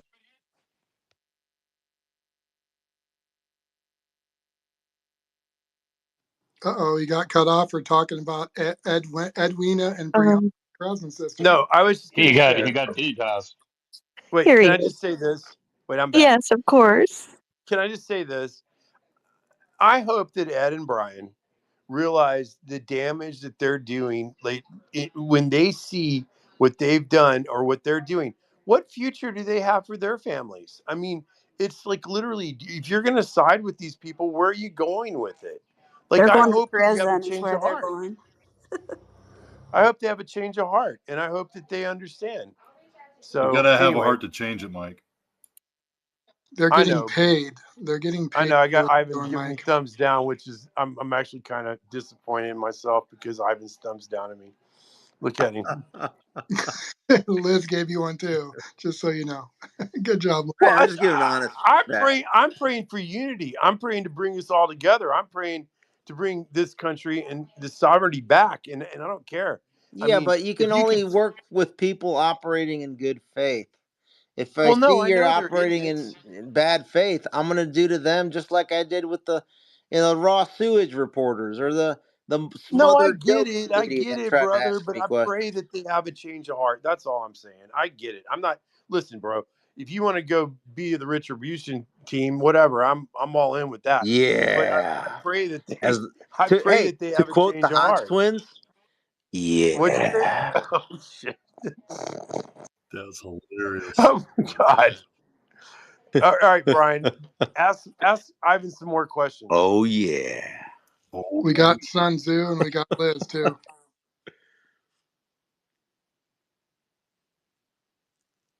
Go ahead, Ben. What's up, homie? Yeah. Hey, what's up, Ivan? Hey, Trump Frog. Hey, just got a couple quick questions Yeah. for you, Ivan. Number one, I was going to address what Brian was asking earlier. I don't know if you would agree with this, but I would think that Elon, before he purchased X in a merger and acquisition, he would have excluded certain liabilities. Again, at least his attorneys would have probably advised him to do that. That may come back against him because he probably knew what he was purchasing, getting into. Number two, this was asked by a liberal friend of mine that asked me to ask this. They're taking more a hostile approach towards you and towards me, but that's okay. Please. Yeah, but hey, we got to give You them have a fair liberal them some friend? space. is Oh this my gosh. Stewardson? I I, Did you don't. talk to Stewardson or something? not Jim, Exactly. not Jim. But I'll just tell you the question is why would these Twitter executives be dumb enough to use Twitter DMs to discuss things that may get them in hot water, and why wouldn't they use other back channels? And I think I answered my own question because they are dumb enough. And final question would be: are you saying, going back to what you said earlier, that you presume them to be guilty? That being the government workers that were using the DMs and the back channels to have this discussion. Are you saying a presumption of guilt would apply to them as opposed to a presumption of innocence because they would essentially be designated as enemy combatants? So those are the three questions, if you can remember them. All right. Question number one. Repeat it. That was in relation to the assumption and or exclusion of liabilities. If Elon purchased Yeah, Twitter, that's why he moved from California to Texas. Question two. yeah. Question two was why did the Twitter executives use? Why were they dumb enough to use DMs if they knew it would probably be discoverable later? Let's find out. Probably because they thought Hillary was going to win, and they probably thought that Twitter would be safe by doing all that stuff. Just I'll answer it FYI, a they're little bit more idiots. specifically. Maybe you may not have heard the one of the parts that I talked about, but in my 5 hour meeting with Taibbi, one of the things that I asked them about, why didn't you go into the DMs? It's because they were told that they were not able to go into the DMs. And I asked, was it Jim Baker that was the one that was a driving force to stop you from going into the DMs? And he was like, ooh, that's a good question. I'm not sure. So that to me leads me to believe it was likely Jim Baker. And if he's basically saying, hey, you're not going to go into the people's DMs that you're investigating, that's exactly the location that we need to go to inspect. So that would be the biggest indicator telling me that there is a trove of evidence in the Twitter DMs. Not to mention, you got to remember, all these Twitter employees have company probably issued devices, and it's not only the emails and the this and that, but if you are the owner of the device, then depending on the user agreement between the employer and the employee, which I don't know, they can take a look at every single communication that took place on the company device, right? And if there's criminal evidence, then they are obligated to report that to the newly, I guess, the new jurisdiction upon which that evidence is located in as a company headquarters, Texas, meaning AG Paxton, for actioning. So, and then number three. Yeah, number three was in relation to you had mentioned the presumption that you would be looking at them as a presumption of guilt if they're government workers as opposed to a presumption of innocent. And then my Yeah, question was, is that absolutely. because they're designated, you would consider them designated enemy combatants, Constitution doesn't apply, or what's your rationale for that? No, it's basically this. It's the same logic of, all right. So if the defendant is innocent until proven guilty, what do you consider the plaintiff, right? Meaning the government. So it should extend to then the plaintiff should be considered guilty until proven innocent. It's literally the same. It's saying the same thing as it applies to the other side because you can't flip it around. Let me say it again. So if the government has the burden to prove the guilt of who they're going after, that means the government should be held to the standard of everything you are presenting is complete BS and you are guilty of that until you can prove beyond any doubt that it is truthful to then use to then take the innocent and have them be guilty. So every Yeah, governmental I see. actor that was Yeah, okay. involved in every government actor that was involved in the First Amendment destruction through its coercive influence of big tech, as we've laid out, they are guilty until they prove their innocence. Okay? And when we showcase the evidence, it's going to be pretty easy. I mean, it's already been proven, right? The Twitter files have already proven all that. And it was at a time when Twitter was not really, it was still wasn't a free speech platform as much as it is today. And there weren't as many people kind of consuming it. Because the same forces that are trying to take it down now were still semi-censoring it back then. I get it. 80% of Twitter was erased quickly after Elon purchased it, and the censorship went down. But a lot of those filters and the algorithms that play in the system, I mean, there's a lot of them are still in place. Not all of them have been removed, and so it takes time. It's a process, and so as we clean it up more and more, I mean, there's more there's more time and ability to expose all the people that did those keystrokes to do the censorship and then determine who was behind it and coordinated it and was involved in it. I mean, just for example, those that have been censored by a show of hands, give me a thumbs up if you've been censored or suspended in some way, shape, or form on Twitter. A lot of you. Now, the next question is, how many of you have seen a screenshot or the internal Slack channel communications that decided that you would be suspended or censored? Most of you are going to give me a thumbs down on that, right? Well, Matt Taibbi has tons of stuff that he still hasn't released that I'm communicating with him on, right? And so he showed me specifically who was the one that decided my fate on January 10th of 2021. That was the Twitter employee. The next step is let's take a look at who that Twitter employee communicated with to confirm from the government to do that. And then we go after them. So that's just an extended version of a flip side of, if the defendant is innocent until proven guilty, then the government must be held to the same standard, which is they are guilty with everything until they can prove their innocence and then prove the guilt of the person that they're going after. Make sense? Perfect. No, I appreciate that. Thanks for explaining that, Ivan. Yeah, and great It's question. about defending the rights of, it comes down to like giving and affording everybody the Fifth Amendment due process because the government has unlimited resources. They are able to print money and then create the necessary resources to go completely unlimited against anyone they're coming after. That's why they must be held to the maximum standard. And I just want to quickly add, of course, they had cover with Jack Dorsey. So a lot of the crimes that they were committed and the information you're looking for when they attacked Trump in the first 4 years, all the way up to January 8th or November 22nd is when Elon got X. They never thought that this information would be available for people to see. That's where the treasure trove is. So that's just Yep, my opinion. I think so too. All And right, so you want to close things up, or you want to keep going for another couple hours? we can go as long as you want. I know that there's We can go as Yeah, long let's as keep. you I can. want to keep going for another couple of hours. I'm known to have marathon spaces, Ivan. You have no idea, but first, Damn. Yahoo! Party time. So I know we have a lot of mic requests, Froggy and Stellar, but I cannot see them on my screen.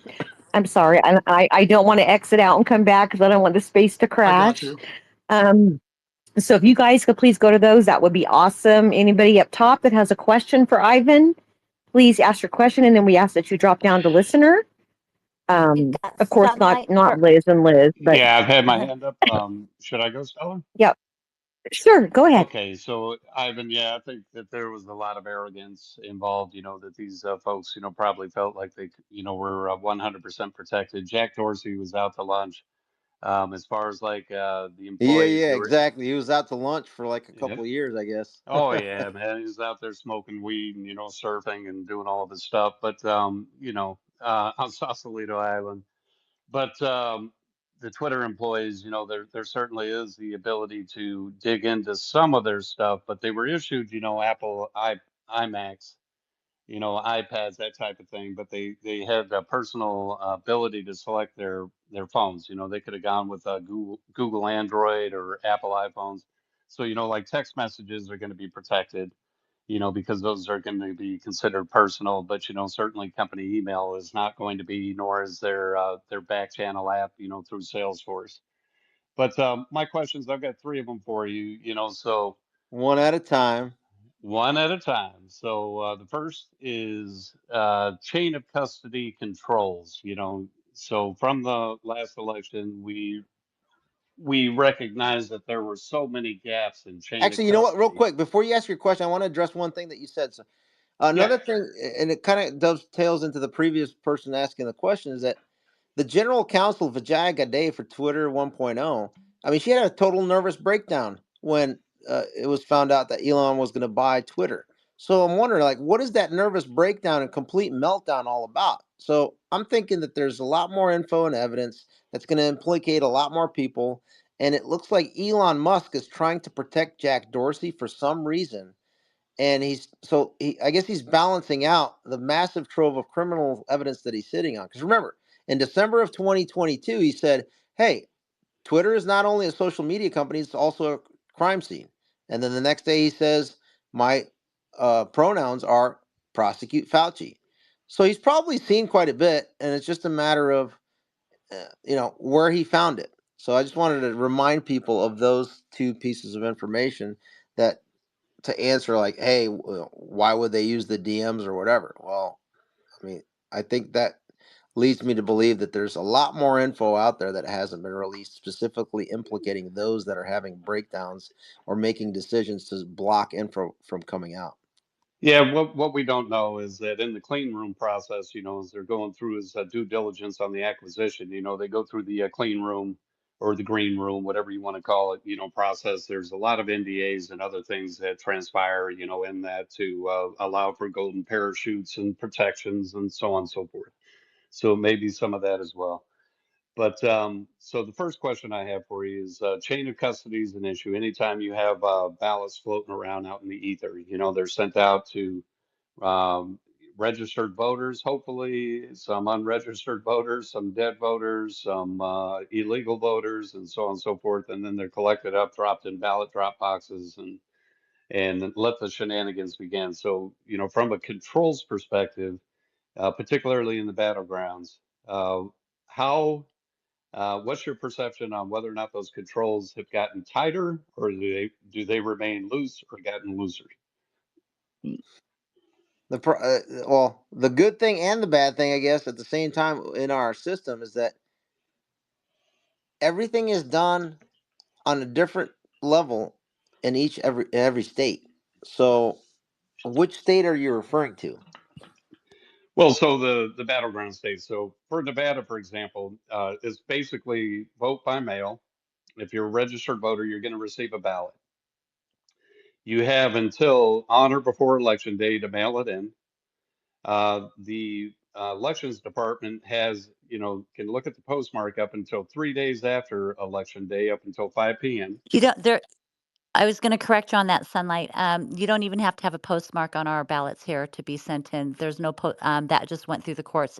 It was just said that they can do how they were doing it, in Okay. Nevada. So, Okay. So election day isn't that's why I really was trying to message you. so election day isn't really election day. And then I couldn't figure out, when the ballot drop boxes actually get sealed. Are they sealed at midnight on election day, or are they sealed 3 days after? But they can receive the ballot up until 3 or 4 days after election day at the elections department. If there are any issues, with signatures on the outside of the ballot or on the ballot, or bubbles that are dropped in incorrectly or what have you, sorry, get a little angry shorty here. Um, then they have another 2 days past that 4 days to cure the ballot. And so there's a lot of opportunity for all kinds of shenanigans, above and beyond, live stream all the ballot boxes you want. I mean, and, how's that going to control somebody dropping in, 10 ballots, 20 ballots, or tying those back to a illegal voter and that type of thing? So it just seems to me it's actually they got loosey goosey with the rules with COVID, and instead of closing the gaps, they actually codified the gaps. So that's my perception. So I just want to know what you think. Great question. What's your second one? Okay, so the second one is so illegals. There's a lot of concern about illegals registering to vote, in particular when they're given temporary protected status, work permits, state issued IDs for non-citizens, state issued IDs as non-citizen drivers, that type of thing. They're hearing through the grapevine. In particular, I'm in Texas. This is all over the place in Texas that illegals are being told that if Trump wins, he's going to deport you. Well, I'm not allowed to vote. If you don't vote, you're going to get deported. And so, either way, if you do vote and the Democrat candidate wins, we're going to give you amnesty. So, what do you think about that? I mean, it's a rhetorical question. I want free, fair elections across the board, which and transparent, right? What does that mean? That means I only want to see U.S. citizens that are a resident of that state and only be able to vote in one state and in one county in the state that they're a resident and in the precinct that they're a resident of. So, precinct, county, state, and then U.S. citizen to vote, and then for only those people that want to vote to be counted. If you are a U.S. citizen that can vote, then and you don't want to vote, that needs to be guaranteed as well, so that that person's vote is not voted for. How do we do that? Exactly. One No, person, in I'm in agreement person, with you. paper ballot, hand count, Um, paper. What is it? Voter ID, and then we live stream that entire process so that we know who is what and who's voting for what. yeah, I'm in agreement with you, and my concern is, you can hear it in my voice, and asking the rhetorical questions. We're down to 80 days. These controls have not been Like to me, I tightened don't up. care. Like people are like, oh, it's you can't know who I vote for. I don't care. I'll tell you who I'm going to vote for. And guess who? It's going to be the person that is in the best position to castrate the deep state and crush the commies. Well, there's only one. And I hopefully agree. they don't I agree with assassinate you. him. I agree with So you, yeah, Ivan. But I'll be my voting my for Trump. concerns. You can see the concerns. So we've had 4 years since 2020. To tighten this up, and I'm just deeply disappointed in the RNC and in the state And you got a party third question? sessions. Well, it was more so around the ability, like Stellar was talking about, the hackathon. They figured out that these voting machines and everything are vulnerable, and you know the concern there is, of course, that the Democrats are not going to want the Hindenburg to go down. they're going to want to try and remain in power as much as possible. So if they can't do Plan A, Plan B, Plan C, there's still the ability to Yeah. get in and flip votes and that type of thing. And so, you And know, even and even if President Trump wins, then they're going to try to block him from taking office. As according to Jamie Ratskin, he's going to try to create civil war conditions. He says. yeah, But and I well, think you that, got a question from. I like this profile name, Anti Commie. Hi, thank What do you you. think, Kimmy? Can we bring her in? Yes, of course. Of course. I know her. Yeah, Yes. yeah, she's got her Hi, hand up. Yeah, Kimmy. she's been wanting to ask you Welcome. stuff for a while. Welcome, Antique.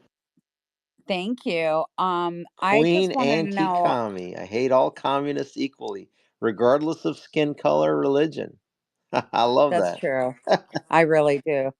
So I don't even think they're human, but we do know that they're going to cheat again. They're going to come up with something on the day of the election. My thing is, I think not only does everyone have to vote, but everyone should sign up to be a poll watcher or a poll kind of I can't think of the name of it, but I can't think. Inspector. A poll inspector, I heard, is even better than a poll watcher because a poll inspector can actually call and make a police report. So I feel like I'm having a really hard time getting people, I mean, to do anything in person. And I think we need to have more spaces, make like telling people this is like life or death. This is our last hope and chance to have a free country.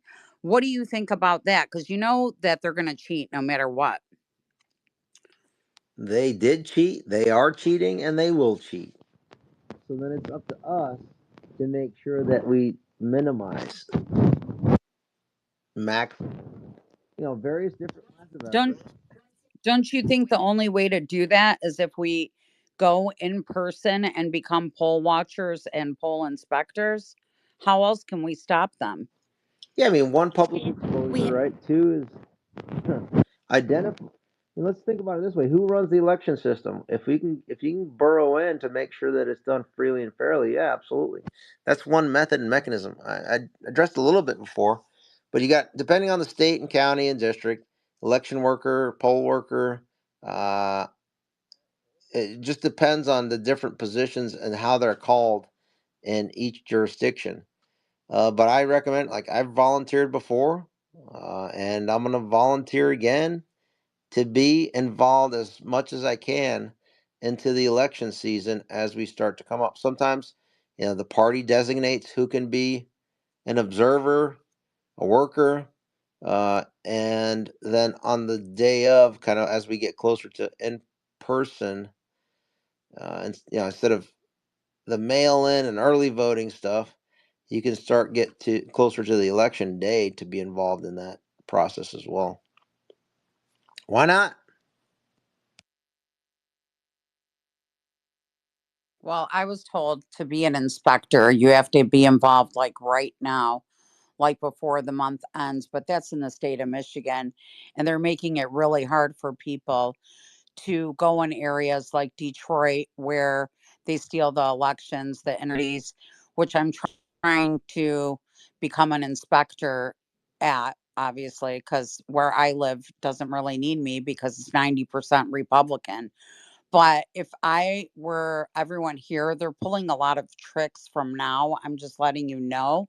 So we really have to, you have to call your city clerk like this week and try to become a poll inspector. I don't know what it's called in every state, but that's what it's called here. So they're already pulling their tricks. So Okay. Yeah, I mean, the key thing is you got to go to your state's election rules and identify what the process is. All right, so I'm going to say this. We've been going almost 2 hours. I'm going to take three more, or at right at 10 o'clock, or excuse me, 11 p.m. Eastern, I am going to say goodbye. Deal? Oh no, we don't get to have all nighter. Darn it. Darn it. darn it, I got my drinks and I I know, well, I me don't too. have I'm any ready to have an breakfast, all but nighter, and I'm old. I've got my No, y'all can I'm in continue. comfy chair ready to go. It's a blessing to have We've you got both. Thank you. No we've worries. got James next and then Hey, Jim I I Bob. only And hey, oh, committed to an hour. We're overtime. oh no, we go. No, you committed to two. No, I'm kidding. hey, Ivan, how you doing? I'm kidding. And we also have Spunky. Don't forget about Spunky. What's up? Who's talking? This I can't tell who's this is talking. James Pennington. X marks the spot, bro. This is the place. Just want to say thanks for everything you're doing, and I got two questions. I'll make it real quick. Um, first off, Jack Dorsey. I mean, he knew he was getting it to Elon. You got to think to yourself, Jack was probably telling him in secret, "Hey, bro, let's sign some agreement here because I know what you're about to get into and what you're about to see. So let's keep me out of this somehow in the deal." You know what I mean? That conversation probably took place somewhere. You know what I'm saying? So, Yeah, but I mean, that sounds plausible. Definitely. but another thing is the battleground states. They changed the voting rules in key battleground states right before the 2020 election without asking legislation for permission. Isn't that illegal? How did they get away with? Yes. How did they get away with that?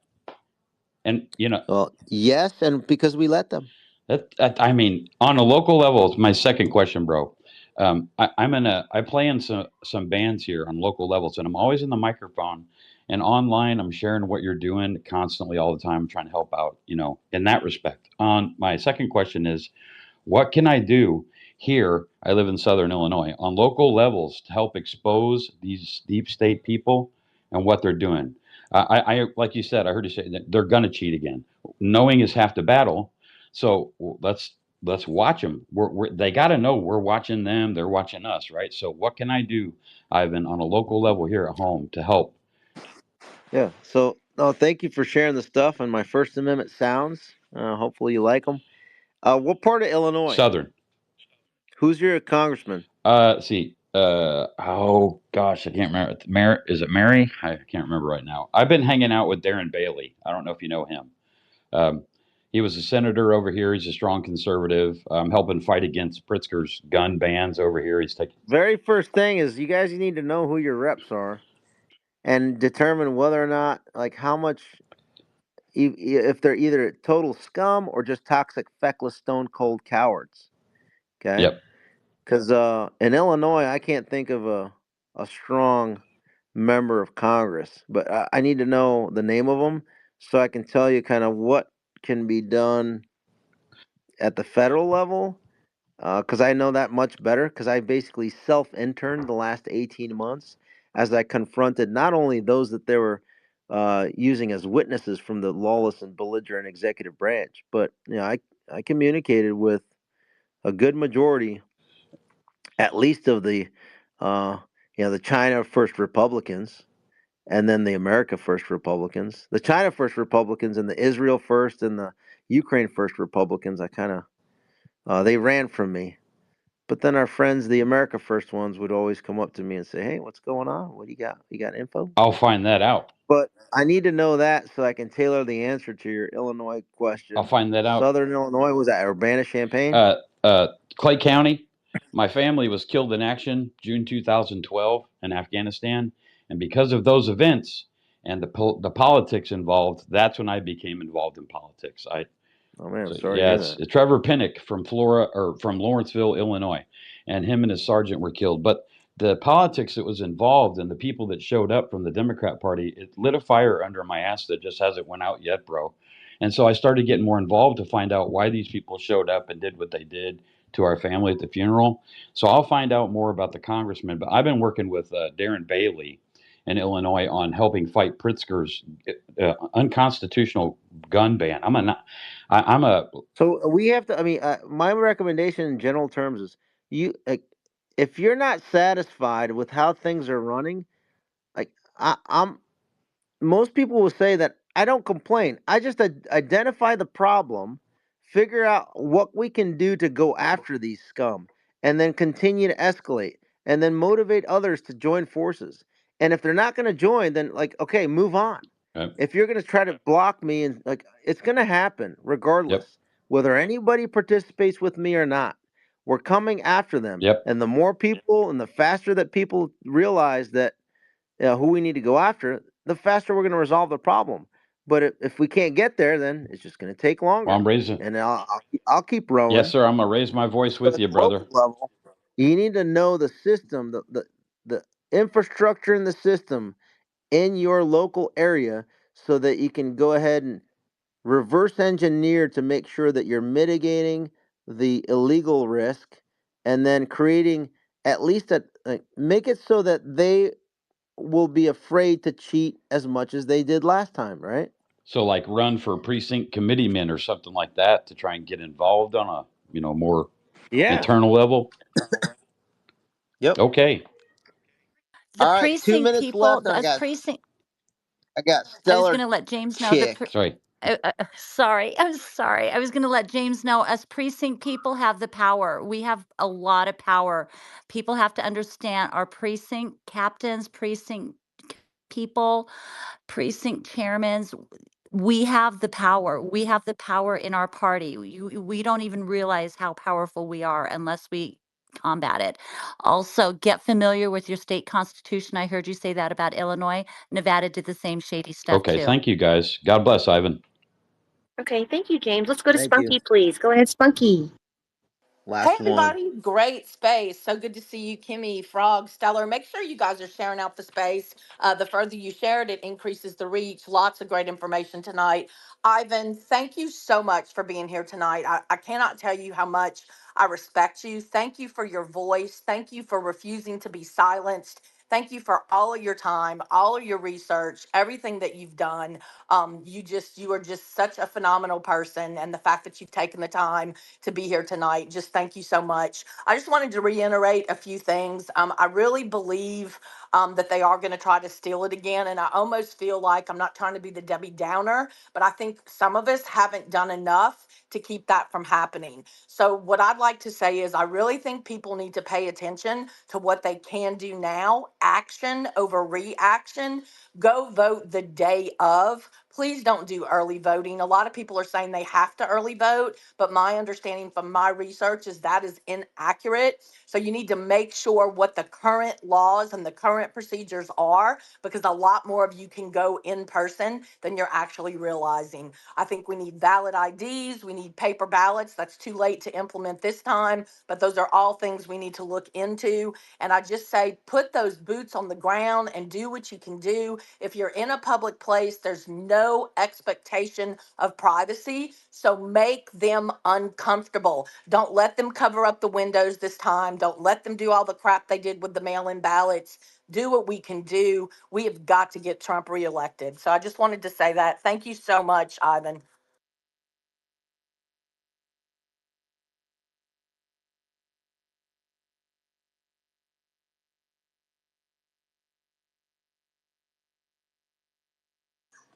Well, I don't know what happened to Ivan, but all I got to say is, man, that this has been an awesome space. Great questions by Mike and Son and Auntie and Brian and everybody else, man. I really appreciate the thought provoking discussion and getting him to go on and on. It's really important to be able to hear his voice. And I see Liz Crokin in the house, pretty excited about that, to be honest.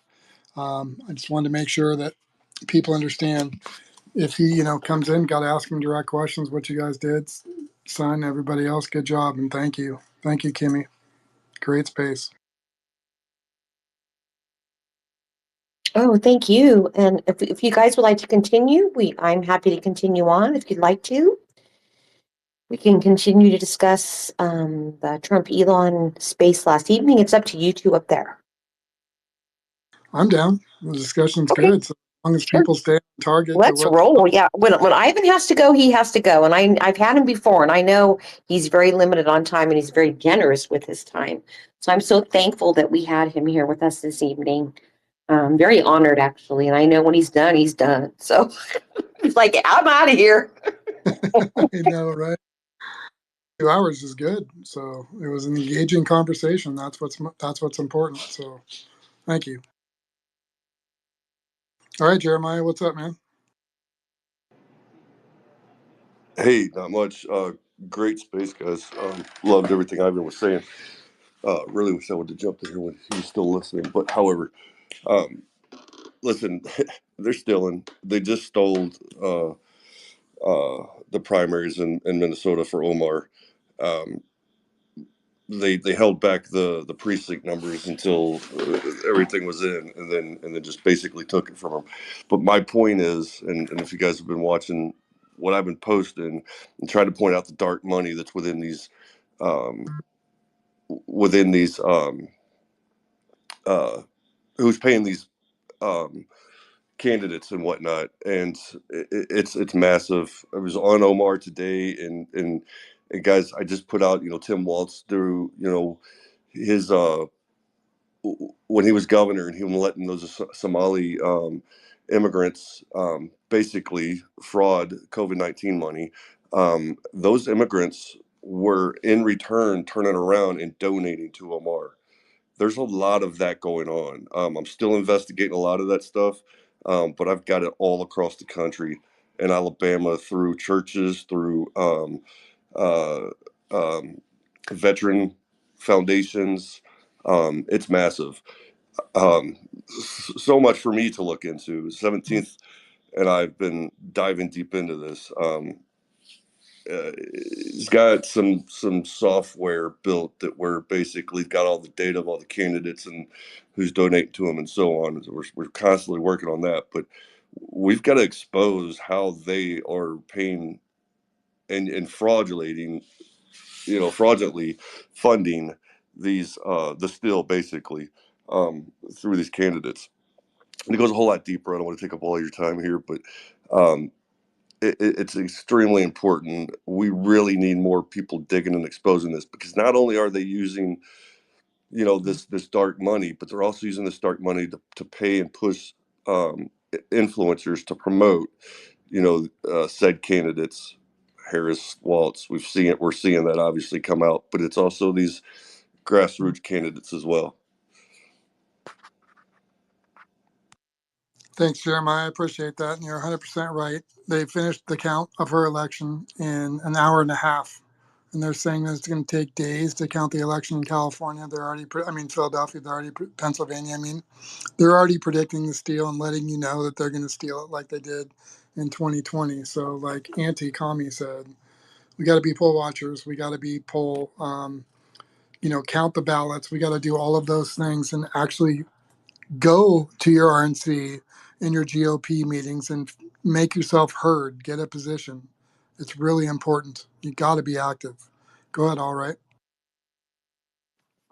Hey, thank you, Golfing. Kimmy, Stellar, great space. Good to hear what Ivan had to say and see everybody here.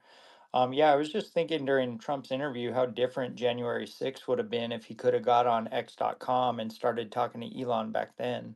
And it was, for me, it was like I think they're priming the public. I put in a order with our state communications chair for the RNC to have every county have a certain amount of people with Starlink and put it on their website. So if the internet goes down or they try shenanigans, people are starting to go to Starlink internet and X.com to work around the bottlenecks in communication with the incompetent dinosaur RNC. And then another thing that Ivan was talking about that was interesting is with the what can people do locally is get involved with your RNC, and how Stellar's talking about the precincts. You'd be so surprised if you really, really grind it out how much difference you could make. Like we shot down the rhinos that were trying to do some BS rules changes last night. Thursday, it's like now, like once people understand that the people have the power, they how do you say they it starts to accelerate. It's not such an insurmountable obstacle, and you see the morale build and you see people learn about Robert's rules of order and how to. Now I'm watching younger people come in and they're trashing stuff, like they're ripping rhinos apart limb from limb, posting videos of them with all their shady crap on X.com, retweeting it, texting it to people, putting it in signal channels, putting it on Telegram. And it's like it's going down, and I don't know what's going to happen because, like Jeremiah said, we had our precinct stuff is totally rigged, but I think it's going to reach some sort of crescendo where, yeah, people are going to have to get on X.com. I really think it's the only game in town. And then they got the license for finances in like 25 states or something. So when you can when you can send money back and forth to people on X and do the live streams like Facebook and Instagram and all the other trash companies are going to go under. And I think this was planned a long time ago. And I think the meeting with Trump and Elon is to get people like on board. That was a live test, and we're going to need this thing. So yeah, I just want to say thanks to everyone. And oh man, something really, really so awesome. The most amazing troll gotcha. I told you so. Fu happened the other day, but I can't talk about it yet. And I want to, but I can't talk about it. And it happened in the Hawaii RNC. And it's just like, it's so great to see all these criminals and assholes that have run our Republican Party into the ground are just crying like babies now. So I appreciate it. Thank you.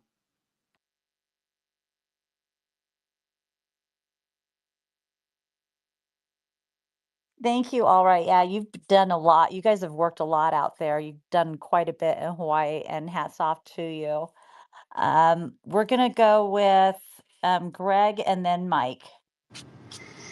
Yeah, hi there. So I just want to reiterate how important it is. Can you hear me okay? Yes.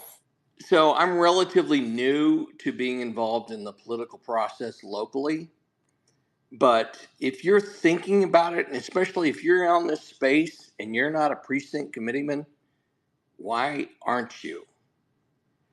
So I'm in Arizona in the infamous Maricopa County in LD4, which is in the heart of McCain, the whole McCain uniparty, and it is a battle.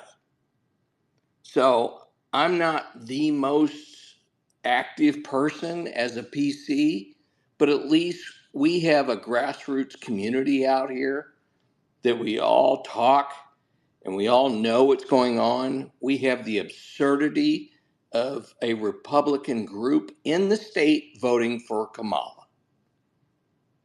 And the Maricopa County Republican Committee has gone after them and censured them. And I mean, the battle's real. And what I guess I want to emphasize is if you're thinking about it, it's probably too late, but you got to act. So, for example, I applied back in November of 23. I didn't get approved until February of 24. A key vote occurred a week after my approval for the LD chair of our district, and I was prevented from voting by like a week. So it's politics, it's dirty, it's local, and once you get involved and you see it, we have our monthly meeting tomorrow. Our chair is a complete, he's a fake. He's a uniparty. I mean, it's dirty, it's local, but until you get involved, until the numbers, and we're very close. We had a key vote a few months ago, going up to the national committee vote, the state committee vote, delegate votes, and we lost it by like 4. So all I can say is just get involved. You're going to meet like-minded people, and you will make a difference. And I'll land it there. Thank you. And it's never too late to get Of involved. course, Got to never keep too late. We fighting. have to keep fighting every day. And really, I've come to the conclusion we're what 80 something days out, right? We need to get in there. It needs to be at least plus 30 for Trump. Plus 30 for Trump. in order for him to win. They are going to cheat. I don't care who he's running against. They are going to cheat. And we all know that, which I don't even like to talk about anymore, because it's, obviously they haven't fixed it. But I truly believe that we have many more boots on the ground this time than 2020. Remember, we were going through COVID. We weren't, like, for example, here in California, I still have to drop my ballot in a drop box. Cannot vote in person where I live in my county. I have to vote, go to a drop box, which is ridiculous. I used to go to the library and vote, every 4 years, and then for the primaries and locals and all that. But they've completely eliminated it here where I live. So just remember, plus 30, plus 30, plus 30, please. Can I Gotta say get one him more in. thing? I'm sorry, go ahead. Yeah, can I say one more thing? Sure, of course. Yeah, I would think most of the people on this space understands how corrupt Maricopa County is, and ironically, the individual by the name of Bill Gates is in our board of supervisors. So I went through the whole training to go to the polls back in 20. Uh, the rules that they put together are absurd. You can't do anything. You can't record it. You can't call anybody. So just reemphasizing, you've got to get involved at the precinct level and be able to sort through these people, because the fakes, they're very good actors. I mean, our chair, if you didn't know him, you would believe he was 100% Trump, and he is not. So anyway, I don't want to be too negative, but it takes getting involved and get to know the local people, because the uniparty rhinos, they're they're real fakes, and they're tough to discern. So anyway, get involved, figure it out. I'm out. You were absolutely correct. You're absolutely correct, Greg, and thank you so much. I loved Ivan's idea of having every county, especially the swing states, where we have all these issues with in Arizona and wherever, live streaming at the ballot boxes on November 5th onto X. I think that's what we need to be doing. Unfortunately, I can go sit out in front of like a drop box if I want to. Um, but I think we need to be doing, I'm willing to travel anywhere and help. But I think that's what we need to be doing now that X has become obviously the number one news platform. After last night, we can't rely on the mainstream media anymore. And just like tonight, watching Omar's election, there was no results, no results, no results, and then all of a sudden, oh, bam, she won. Okay, right? I don't believe that. But anyway, let's go to some hands. Go ahead, Sheriff. Hey guys, I was just in Arkansas for a few weeks, getting signatures for petitions for hand-marked paper ballots through 9 counties. And I was very surprised to find out whenever I got to, I mean, I'm not surprised about anything anymore, but when I got to Arkansas to find out that Sarah Huckabee is not for hand-marked paper ballots. And we were getting hassled dramatically by the Republican Party, the Democrat Party, by attorneys, by judges, by police. And I can't tell you how many conservative Republicans, Trumpers, were absolutely not for hand marked ballots. They were happy with the way things are. They're happy with their machines. You really get to the point where you have to learn how to talk to these people, totally unbiased, as it should be, right? But we definitely have got to learn all this information ourselves, exactly what's going on, and start really hammering it in our communities if we're not. I know a lot of us are. I travel all over the country talking about these things all the time. I was just completely amazed at such a red state. Um, just how ignorant everybody is on the subject, no matter what side of the aisle.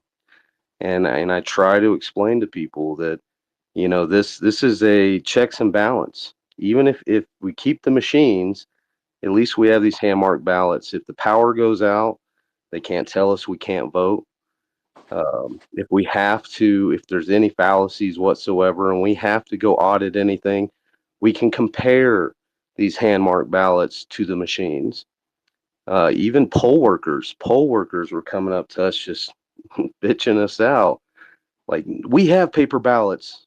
Like, what are you talking about? The receipts that the machines that print out? That's not a hand marked paper ballot.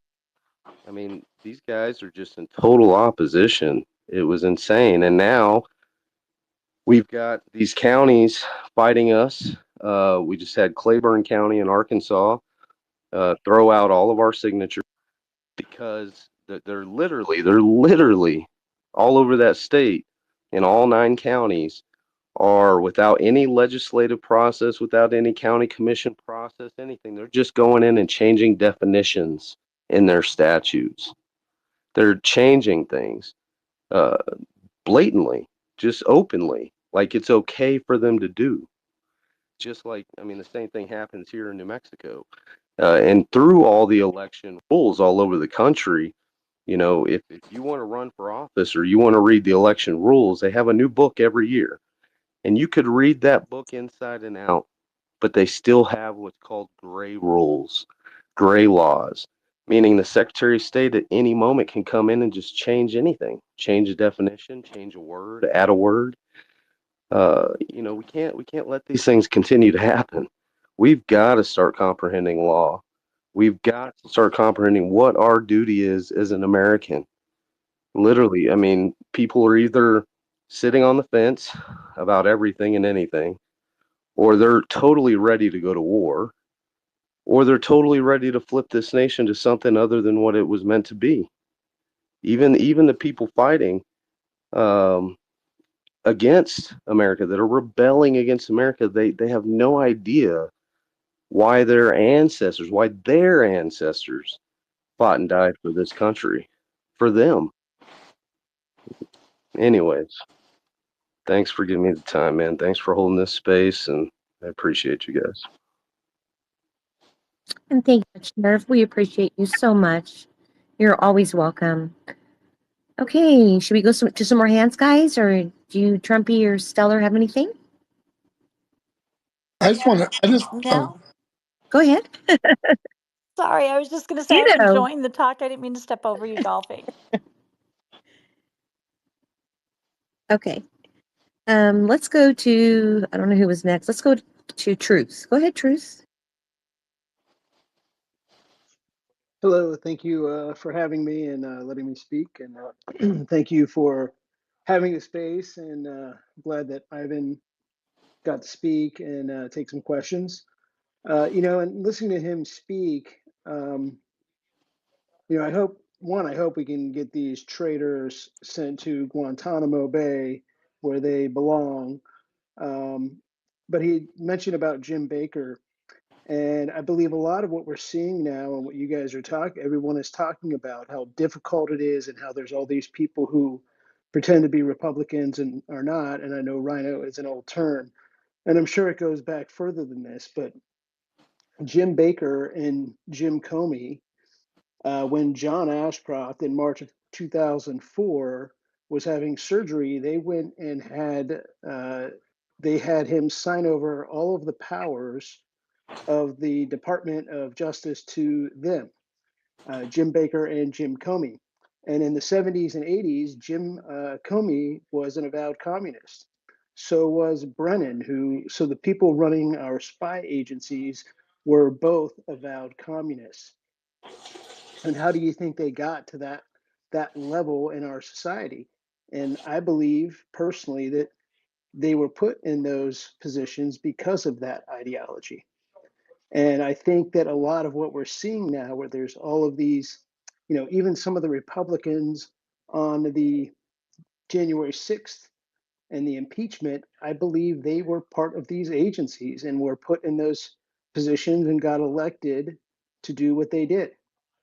I guess a couple of questions is, Do you really think Elon is going to release the information that Mr. Ranklin is speaking of, or do you think he's going to keep it in his back pocket, as some sort of protection for himself? And do you think we will actually be able to hold these people accountable? And will we be able to hold them accountable in time?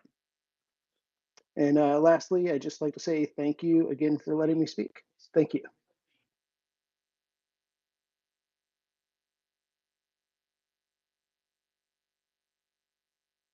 Thank you for that, Truth. You brought up Brennan. He's an Islamist. So, I mean, their allegiances lie completely differently than America, and there's nothing wrong with believing in being a Muslim or anything like that. It has nothing to do with his faith. It has to do with his political actions and the things that he was doing when he was in power, siding with Iran. That is the big issue. So, I thought you bring up some good points. All these people don't have allegiances with America. It's proven. It's been known. But I think when the mother of all Twitter files does get released, we're going to see a lot of people aired out, from the people that were child trafficking and doing all that stuff to interfering with the election. And I wanted to make that point to Ivan when Liz was there, because that's what I want to see. I want to see John John Not So Legendary, and his husband with their fake child be exposed, because they were seriously involved in the Me Too movement, the election steal, creating the fake anger. I would like to see Tim Walz's uh, Twitter stuff, because remember, all the dirt was able to be done under Jack Dorsey. That when Elon Musk releases it, it's going to be explosive. I'm excited about that. So thank you, Truth. I appreciate that, brother. All right. So I'm going to go to the homie, Silent, and then we'll go from there. Can I add one more thing real quick? Sure.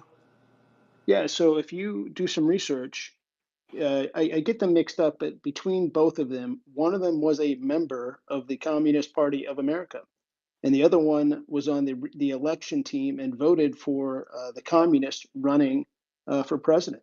So these two people were avowed communists, not just. I mean, and I'm sure he was. John Brennan is an Islamist, but they were both avowed communists, and that's exactly what we see living through in the aftermath of COVID, the pandemic. Yeah, I've been known to do a little research here and there. We kind of talk about that in the space that I hold. That's what I mean. I can't wait for all these people, because whether they're communists, Islamists, they're anti-American. And what they've done, just like the Weather Underground and all the people connected to it, people should look into Kamala Harris's history and her ties to what happened with Jesse Smollett, and to the lawyer that was involved in, that was the chief of staff for Michelle Obama. They're all communists. That's what people need to be exposed to. So thank you. Good points, Truth. Go ahead, Silent. Well, happy Tuesday night to everybody. Great space. I want to expound a little bit on what Greg was saying. He's down there in Maricopa County. I think that's how you pronounce it. But yeah, he's right. I'm a precinct chair here in Harris County, and if anybody looks at my little Twitter feed thing I do, you'll see today that we rooted out a lot of evil. You will see that there's a lot of stuff going on in Harris County. And I'm in Texas, Harris County, and there's only like 5 million people, I think, here, which is a pretty big population, I would think, right? And I'm really concerned that we could lose Harris County to the Democrats. I'm involved with the DA, Dan Simon's running for the DA, because we're trying to get him into the DA, even though Kim Ogg did all that good stuff today. But that was really the Texas Rangers that did that. Okay.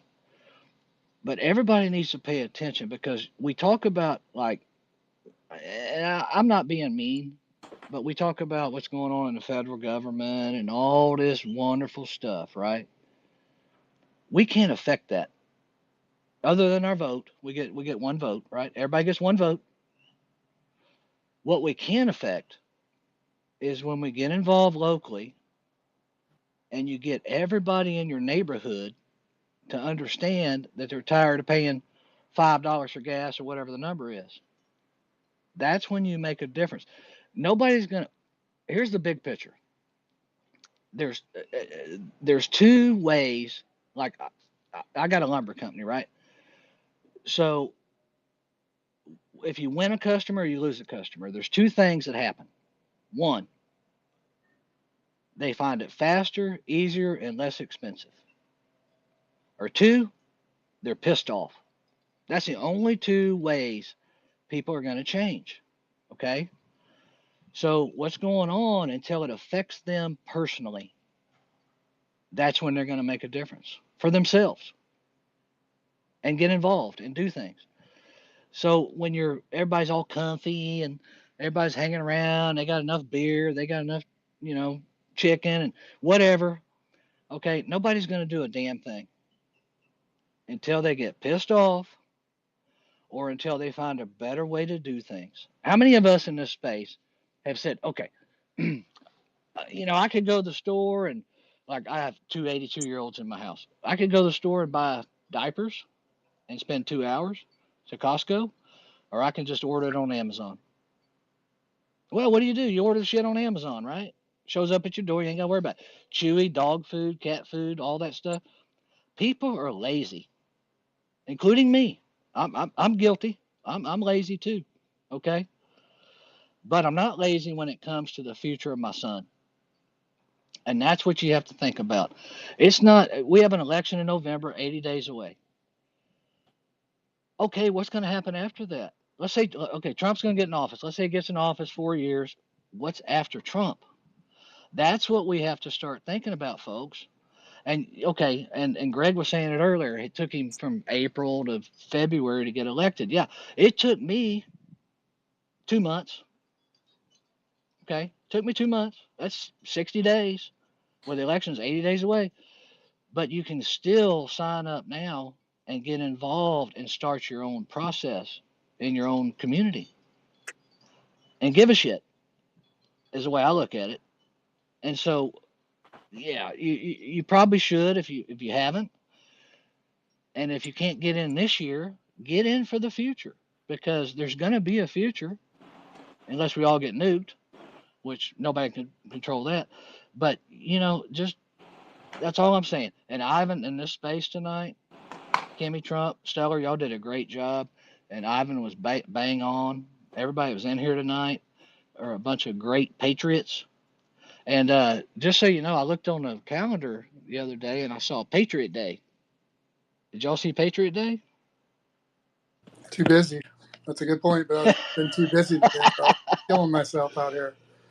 Hey, are you okay? You know what? Here's the way you got to look at it. And I always tell my people this: if you want it bad enough, do you not find a way to make it happen? Every day. And you know what? They do because it affects them if they don't. And that's the problem with people getting involved with politics and all this stuff because they don't think they can make a difference. But when you get involved locally, you can make a difference. I have a meeting Thursday night at a little barbecue place with 75 people, and we're going to have Dan Simon, the future DA of Harris County, there because I'm on his committee. But we're going to get him in, and we're going to support him, and we're going to make sure that we make Harris County great again. Okay? Bottom line, we got to steal Trump stuff sometimes, but he's okay with that. But you just got to get involved. Like Greg was saying, he's absolutely right. You can see the rhinos a mile away. You can smell them. I took a sniff the other day in a meeting I was in, and I was like, oh shit, oh God Almighty, this rig. And they're all about 65 to 80 years old. Every one of them. That's the GOP, homie. It's the movie Cocoon.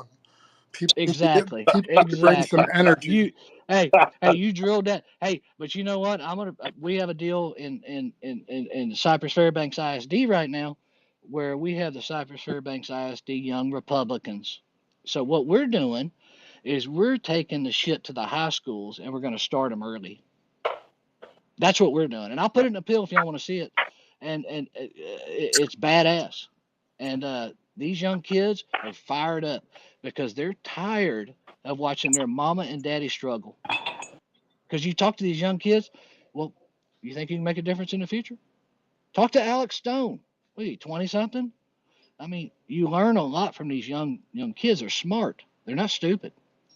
And they understand the value of of engaging themselves and activating themselves to make a difference. And that's what we need to do. I'm 54. Yeah, oh, I'm too old for this shit. No, I'm not too old for this shit. I'm too old to keep putting up with all this bullshit. That's the way you got to look at it. Okay. No, I appreciate So you, anyway, homie. I I'm gotta. done. Thanks for the time. No, Get some land more your hands. plane. I gotta just make sure we get to all these hands. That's all. Thank you, brother. Yes, sir. Much love, homie. It's good to hear from you, and everything you said is Thanks, Ivan. completely spot on. I'm just trying to find Stellar. Did she come back or not? Trump Frog. Yeah, she's back. Okay, all right. I'm Do I have to I'm add trying her to as a find speaker so Stellar. you can call her? Hello, where are you, Stellar? I'll help you. Don't worry. I'll just add her as a speaker, and then you can make her co-host. There's a lot of people in here right now. It's okay. Thank you so much. Thank you. You're the best. All right, so we'll go to the people that had their hands up. We'll go to. If I get your name wrong, don't take it personal, or I'll drop you. Take back. Go ahead. Thank you, Kimmy, and all you, the crew. It was a good space tonight. A lot of good information. I want to tag on the local action, getting involved locally, and not worrying about the international stuff, the federal stuff, not even the state legislature, because you really can't affect that stuff there. But we do need to mimic the X spaces in the local. We have a good time on X spaces. We need to mimic that locally and have the fun that we have on X. We need to have the fun locally. One of the other things I noticed that people say, get on the committee and get on the precinct committee, but they don't really tell you how to do it, right? They just say get on it. So I want to let you know that if you FOIA, Freedom of Information Act, request the copies of the committee members from your township clerk and your county clerk. That'll tell you who's there, right? And then you can call them or get in touch with them and see how you can, when they have the meetings, because they don't always have meetings. They don't really want people involved. And they kind of go under the radar and they don't reach out. So it is hard to get in, but once you get in, we took over our county. I put 10 people on the ballot and got them elected in my township. And we took over the county committee, ousted the Democrat that was there in our GOP. He was there for like 30 years, right? So we ousted him. So it is possible. It is a learning curve. And it takes time because in New Jersey, it's every 2 years our committees are voted in. So if you haven't started, you're already 2 years behind, or more than likely at least a year behind the eight ball. So the longer you wait to get involved, the longer it's going to take back you saw my handle, Take Back New Jersey, right? The longer it's going to take you to take back your local township and your local county. And that's where the legislature starts at the county level. And if you're not involved in the county, you can't pick the candidates for the legislature. And why are we having a problem? Because the legislature is passing unconstitutional bills and nobody knows how to reprimand them, right? So you go up to the legislature and they just ignore you. Even the Board of Education does that now because they have no, they know that you have no recourse. You don't know how to do it. So if you don't know your rights, you don't have any. Now, we work on a parliamentary procedures, and the Robert's Rules of Order kind of applies, Fitzgerald legislative manuals, Mason's legislative manuals, Lex Parliamentia, and the Law of Nations. These are some of the documents that our founding fathers read to create our nation. We're not a democracy, we're a republic. And we're a constitutional federation republic, right? So you have to understand these rules. Like when you go up to the Board of Education or and you start talking out of time or not obeying the rules, and then they sometimes even have you arrested, right? So if you know the rules and you stay in the rules, they have to follow the rules. But if you don't know the rules and you go outside the rules, they can have you arrested. So the um, the elections, you don't adjudicate the elections in the judicial process because the judicial process is for criminal activity, and you haven't proved criminal activity. So you have to understand the rules of evidence. You have to understand the chain of custody, which that phrase has been going all around in every state because there's no chain of custody of the ballots, but evidence has to have chain of custody. So what I did was I ordered in New Jersey, actually, it was free. I can get the voter rolls for the entire state and the voter history. And I got the ballot images and the CVR records, the cast vote records. And I compared the people that they said who voted with the number of the ballot images for that each district, and also what they reported as the official results. And guess what? All three were not in sync. Now, if you had a bank and your finances were in there, you would be up in arms, right? But if you don't know that they're not in sync, how can you go to the legislature and say, you know what, you created the Board of Elections and they're not doing their job. You're responsible for it. Now you investigate them. You have to demand that they investigate it. When you have kids and they go out and break windows and slash tires, it's up to you to reprimand your kids. But what we forgot, well, not that we forgot, they wouldn't teach us how to reprimand the government. So you have to assemble together, and then uh, you can get a grand jury if you assemble together, and the people have the rights. Scalia and even Gorsuch now is talking about it. The people have the right to investigate the government when they're not doing stuff, and they can call a grand jury. When you assemble together, you can call a grand jury and have them investigated. Um, what else? The cheating doesn't happen at the polls. It happens back at the Board of Elections, where that's where they swap votes to, scan multiple ballots at the different times and change the votes that way. Or it's just swap. In one of our elections, they just swapped the number in the computer and reported it. All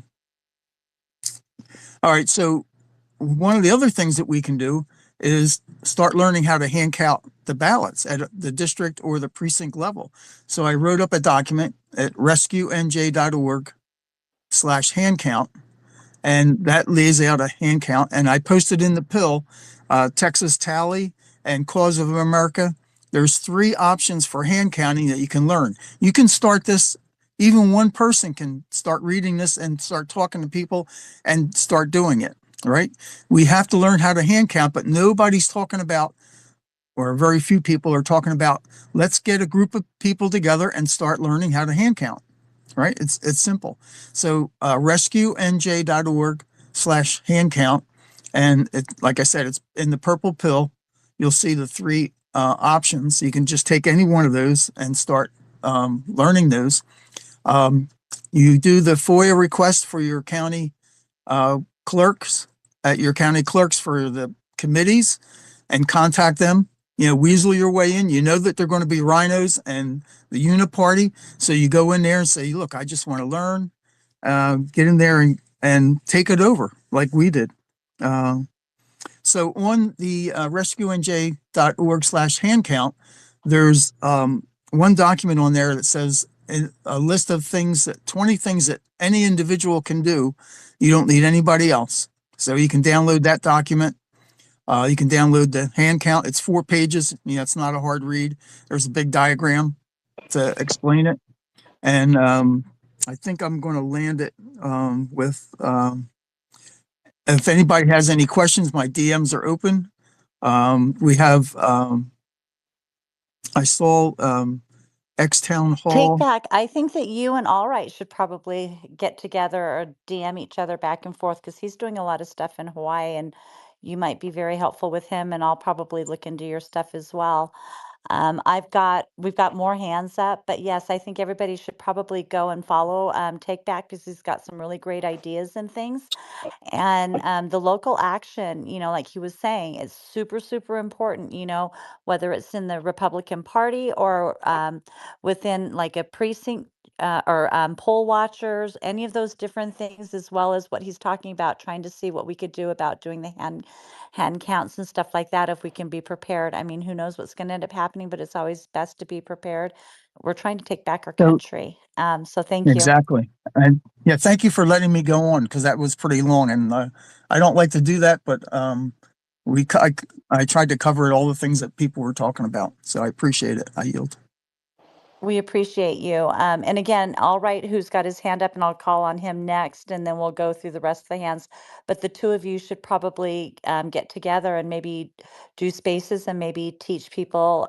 Like I would like to join if that's okay. So that would be something that I think, maybe you and he, because he's very good. He's been doing a lot of stuff in Hawaii. Also, Silent Majority on here is he's a captain or a precinct. He's up there in the precinct stuff. He's probably someone you want to get in touch with as well. And it looks like Massachusetts GOP is here, so that was someone. There's quite a few people that you could probably DM and get something going and see what we could do. I'm going to go with All Right next, and then we'll go with Sheriff, and then we'll go with Side. Joan, and then Shane. Hopefully, I got you guys all. Awesome. Stellar, Thank you, I'm so Stellar. sorry. I couldn't see you. Um, I couldn't see you up there, Stellar. I'm so sorry. And then I'm like, oh my gosh, I better exit and come. I did and it worked. So sorry about that. All right, go ahead, guys. Okay, yeah, no, I appreciate it. And something I wanted to touch on, the takeaway from other days space is Elon Musk and Donald Trump were discussing a government efficiency commission. And I mean, when this goes into effect, things are going to move a lot faster than people realize. I understand that people are discouraged right now by wanting to get involved locally, and then it takes months, and then they're encountered by a bunch of old rhinos and stuff. But when this starts to break, it's going to move ridiculously fast, I think, because even when Laura Trump got in as appointed as co-chair for the RNC, they went through and fired 60 staffers from the RNC. And I don't think we've seen that type of ripple effect at the states yet. I think they wanted to get it through the RNC convention, make sure nothing crazy went on there.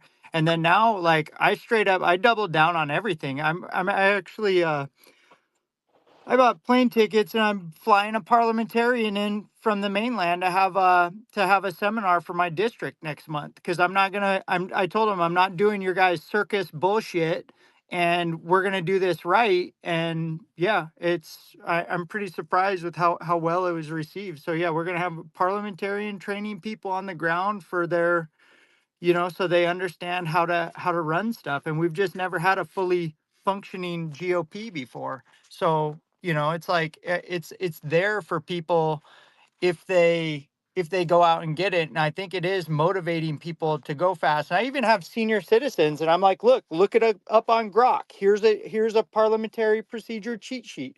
And what the gentleman from New Jersey is talking about with the grand juries, I think that's going to have something to do with what Ivan's talking about with Secretary of Retribution. And we need to use the RNC and basically like retrofit it as a channel to fill it up with patriots, and it's law of compensation. When you push out the rhinos, you need to replace it with America First MAGA people that have their head on a swivel and can think straight, and not people with cottage cheese for brains that are gonna back everybody up and obstruct and don't like to change. And it's like it's changing whether people like it or not. And yeah, like I said, I do appreciate it. And yeah, Stellar, I guess if you want to come to Waimea, I got a nice venue where we're going to be having a parliamentary procedure training Which next month. island? Which island? Waimea, Oahu? Big I want to Island. go. Nope. Oh, the Big Island? I don't have any I don't. Oh, I do have some friends over there still, but they're over on the Hilo side. It's okay. And that's the thing about like right now with the way Hawaii is and X.com and decentralization of communication, it's like we're all kind of one island now. Like in a way, we're all communicating with each other a lot more than even say like 5 years ago. I think the Maui fires and the COVID pandemic scared the shit out of the patriots to where we are starting to get a really well-oiled communication machine. It's taken a while to get it going, but now that it's on, it's like we can't swim to each other's other county to go to a meeting. You know, it's like we need to think differently. I yield. And thank you so much. Thank you so Alrighty. much. Yeah. Oh, sorry. Oh no, that's okay. Please don't be sorry. Sorry, No, Kimmy. don't be sorry. I don't care. I'm very laid back. You know that, Stellar. Who's next? I haven't really been paying attention. I'm sorry. Joan? Oh, we've got the sheriff and then Side Joan Shane. Okay, that sounds good. Go ahead, Sheriff. Yeah, so Silence was talking, I think it was Silent, talking about in Texas, the events that happened today with the DA and the Texas Rangers and getting involved in teaching these children in the schools, how local government and how everything works. One of the things I took away today from the DA when he got up to speak, he said that by Texas law, it is two complaints by affidavit to the DA's office and to the Attorney General's office. By law, they have to investigate. So teaching affidavits would be a very, very wise thing to do. And then as well, your precinct committees and start doing these affidavits. I mean, if you can send them in by the thousands, by the hundreds, whatever it may be, go put them on the county record and then send them to the DA's office, the Attorney General's office, the Texas Rangers office, and your local sheriff's office. Hold all their feet to the fire and start doing it on every law that's being broken, because we know that there's shit tons of laws being broken. And then we were talking about well, one of the points I've made 100,000 times. I've been talking about it since around 2018. Is that in the parties here in New Mexico were calling me a nut. They were calling me crazy. I didn't know what I was talking about. I'm not a lawyer. About the parties being incorporated. And as of last year, our state party incorporated. And then three of our counties incorporated by the state. The state took control of those three counties incorporating. Now in Arizona, the state party incorporated in two of the counties. In Georgia, the state county, and then two of the counties. There's only one county I found out in Arkansas that's incorporated. There's not even a state party. Well, in Texas, there are no parties incorporated. Not a state Republican or Democrat party is incorporated. Not a single county in Texas is incorporated. Now, the whole duty of a party is to hold your party candidates accountable when they get into office. The party themselves can remove a candidate once those complaints have been made. So we need Texas and we need the other counties in these other states, in every state that's unincorporated, to the people. We need the people, not the rhinos, to incorporate them, because the moment it catches on, which obviously it has, and when these states did that, they admitted guilt because they've been taking donations, they've been charging fines, fees, and dues as an organization that's unincorporated. That's against the law in the United States. So we need our grassroots level to start incorporating these states that haven't been incorporated, and to incorporate your counties. And in your articles of incorporations, you make sure to list those laws. You make sure to list the duties, the documents that give we the people that power inside of that those articles of incorporation. Because if you go look at the articles of incorporation of these now incorporated parties, they don't say anything. Okay, the whole point of any incorporation is to have a purpose for the community, economically, that benefits the people, that prospers the people of the state, of the county. And so we can really take back our parties by doing this and hold our elected or selected officials accountable in those parties. We, the Republicans, could go incorporate the Democrat Party. Why not? They haven't done it. They haven't taken the initiative, and then we can hold those people accountable. So just some things to throw out there, between the affidavits and the parties and incorporating them. It's something that is not being talked about. It is not being done on a rampant scale. And now that everybody's getting so involved and everybody's trying to figure it all out, this is a very, very important factor in all of this. Thanks. Thank you, Sheriff. I appreciate it. Yeah, you make great points, by the way. It's up to us to take our country back. And we got to work with the mechanisms and the systems that are put in place to make it happen, right? We got to do what they've been doing and turn the tables. Um, all right, so we'll go with side Joan, DJ 52, and then Shane.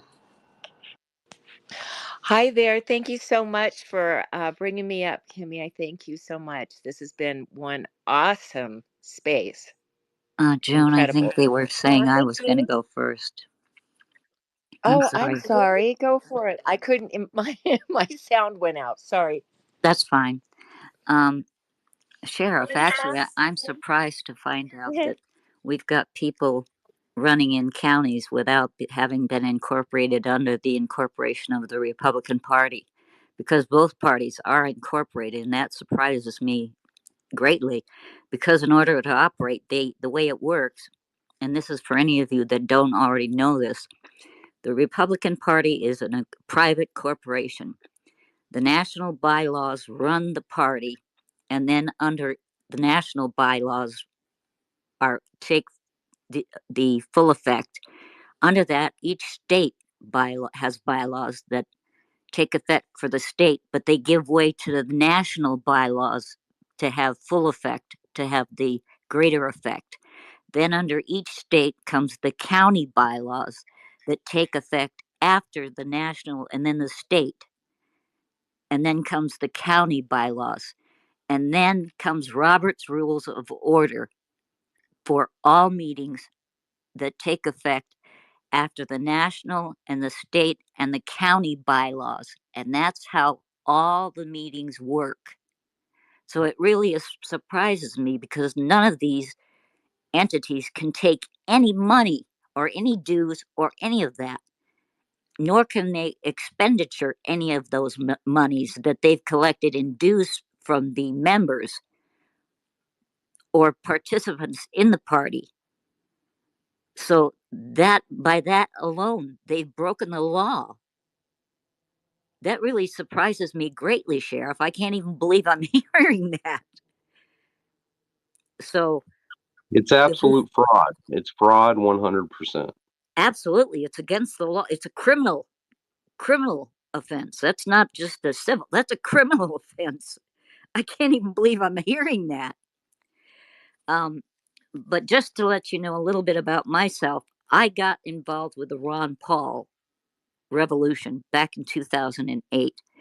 And when I decided to get involved, I mean, I got involved. I learned all of the FEC rules. I learned how all of California worked because I was in California. Yeah, the Socialist Republic of California. And I didn't know anything about the county committees or any of it. I had no idea how any of that worked. But I got involved on a grassroots level and I got involved nationally. And we were doing it through things that were called meetups. And I got so involved that I became a registered parliamentarian with Robert's Rules. That's how involved I got. And I got informed by a guy in Ohio that was a state assemblyman about the county committees. And I couldn't understand why they weren't appearing on our ballots at all. I'd never seen them, and I always voted. So I started looking at election codes and I started getting involved in the codes and laws. And that is how I figured out what our Republicans in California were doing to keep the stuff off the ballot. And what I did was I used their own little plans to keep the stuff off the ballot. So nobody could actually participate. You see, they didn't want Ron Paul people in, and they didn't want anybody in other than the good old boys. So I used their good old boy tactics against them, and I got Ron Paul people all up and down the California county committees into these spots. I used their own tactics against them. I pretty much outsmarted them, and they couldn't figure out who was doing it. They even had a conference call. But you see, I'd been using conference calls and keeping them private, teaching delegates for Ron Paul how to use Robert's rules.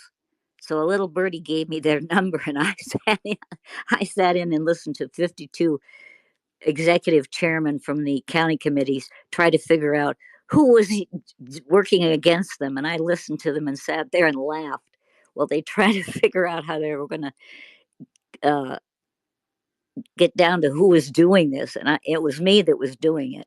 But that's how involved I got. And the gentleman that's telling you that it won't do you any good, you need 2 years or 1 year, do it now. You can attend all these county committees right now and learn how the processes work. You can sit into all these committees and listen to it, learn Robert's rules. You can buy the book and you can get a book for Robert's Rules for Dummies and how to learn Robert's rules on your own, because that's what I did. And then I actually took the test to become a registered parliamentarian. So you can get prepared now. And something you all need to, and I hope, the thing I wanted to talk to is the guy from Hawaii. I hope you're really sure that you're getting control of the Hawaii Republican Party, because one thing they did that we never saw coming, because I was working with the Republicans from Hawaii, they came to the state convention with an entire script.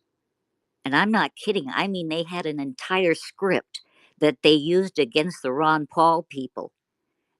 So they were all operating off of a script they used against the Ron Paul people. We never saw them coming. And believe me, I sussed out a lot of tricks and things that the Republican Party was using in a lot of states. But nobody saw this one coming. We didn't even find out until afterwards. One of the guys left the script on a chair. I couldn't believe it. They had a script. That's how organized the Republican Party was in Hawaii. That was really a mind blower. So the guy from Hawaii, just be forewarned that they're a formidable force in Hawaii. But the thing I wanted to say was that there is a person that left down in these bubbles down here below. She left a thing about the intelligencer and how they really organized the fraud against Trump in 2020. And it was organized centrally, and it involved William Barr and several other people. So you might want to take a look at that. It's not too far down in these bubbles thing here, the little thing below, not up in the net, not up in the nest, but down here below. She's about 15 things in, and she's got a link to the intelligencer, and it explains exactly how they did it. And knowing all the rules that I know, I think she's got the right thing. I think she really explains how they did it, and it involves the governor of Pennsylvania and several other key players like William Barr and several other people. And I think she's really figured out the real deal, or whoever turned her on to this information. You might want to take a look at it. And I will land the plane there. Oh, one other thing I wanted to mention, working locally. You may not realize it, but constitutionally, sanctuary states is legal. But also, sanctuary counties is legal. So you can work against your state to put in place a sanctuary county to go against your state. So if you're stuck in a Democrat state like I am, we're working to get rid of some of the crap they've put into place in our state.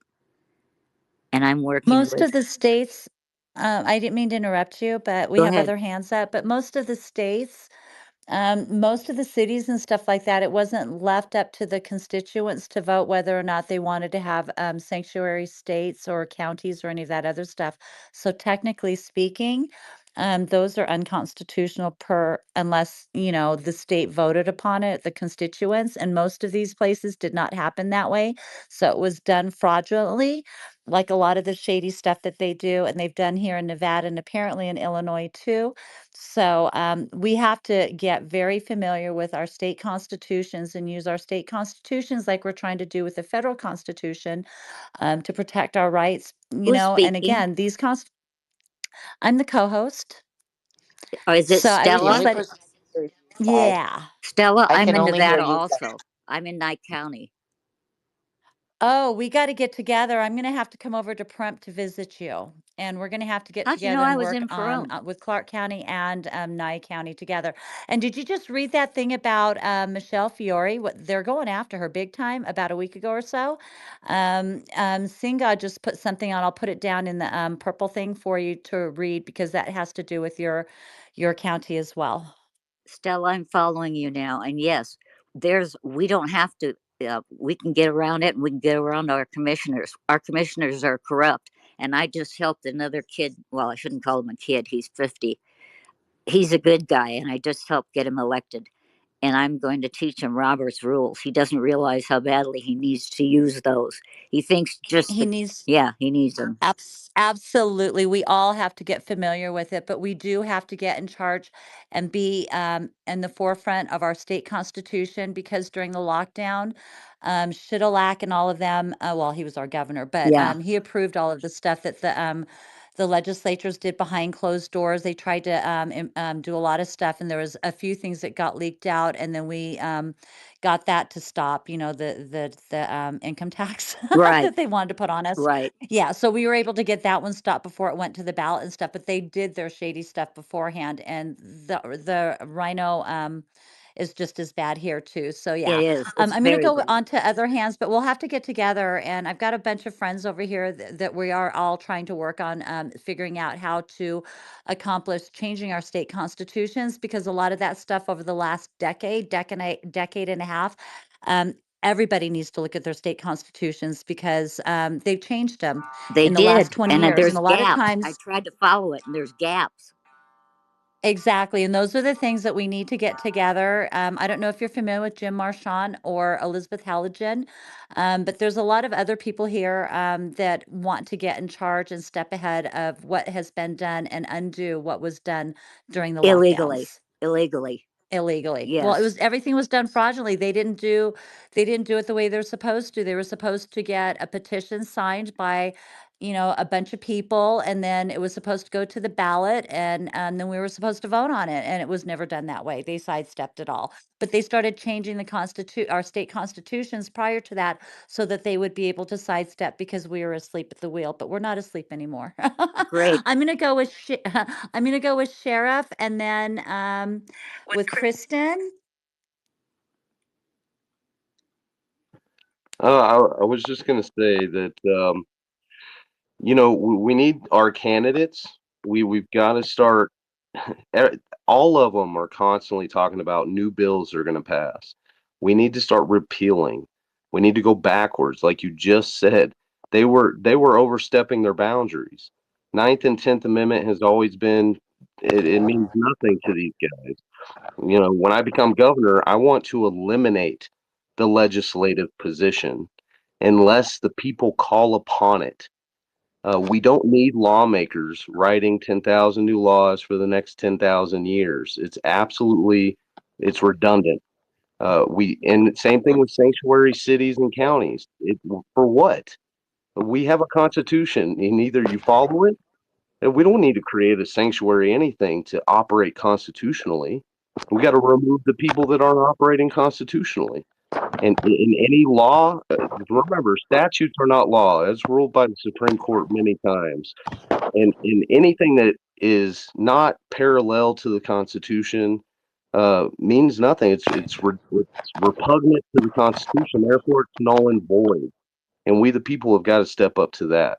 And we got to keep that narrative rolling, because if we keep letting these guys talk about creating new things, because what they do, when those lawmakers, when those staffers, and don't forget, there's a corporation next to every state capital in every state called the Service Corporate Company, Corporate Service Corporation, something of that nature. I have to go look again. That's owned by BlackRock, and they control the bar. And any elected official and any legislator, before they can ever put anything through, before any staffer can put anything through, it must be approved by them. Once again, these are foreign agents running the show from behind the scenes, and we, the people, mean absolutely nothing to them. They're overstepping us. Yeah, they're called senior executive service people, and they are. Thank God for the Chevron deference. They will be wiped out soon. Donald Trump signed an executive order to clean that up and shrink the size of the government and make it possible for them to be fired. That's why it's urgent to get him elected. Urgent, because then he can take action. Thank you, Sheriff. I appreciate that, sir. All right, I'm going to go with Joan. It was Joan, and then Jillian, and then we'll go to Kristen. Good evening. It's good to be here. It's good to listen to this space. Ivan, every time he speaks, he just gives me hope. I am so thankful that you guys hold these spaces, because just hearing from everybody else gives me comfort. I've been feeling like I've been fighting this battle alone, and I did become a PC member. I did get active in my local community. I did go work at the polls. And every request that I've made to the Board of Supervisors in trying to even perform an audit or preserve the paper ballots from the 22 election, where we know Katie Hobbs stole her own election, we know that. We just need the paper ballots to compare with the machines, because all of the evidence that has come through with the machines recently, I mean, we've been waiting for it for 4 years, but everything that's been dropping just recently has been, evidence you could have walked into a court. No lawyer will touch it. Every lawyer that has gotten, disbarred and their license taken away, fined. They lose their ability to feed their families. They go to jail. I mean, this is what a communist invasion feels like. Our voices are silenced.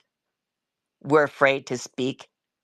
I mean, even in our board of supervisors, they had the police officers. There were 4 sheriffs that got on one woman who's like in her 50s, and all she was doing was telling them that they should be ashamed of themselves because they were shutting us up. They wouldn't let us speak in the request to speak. And um, we were talking about Robert's Rule of Order. I think it was Side that was talking about the Robert's Rules. And we've been following this. We've been following it very tightly, very closely, because, of course, we're being invaded.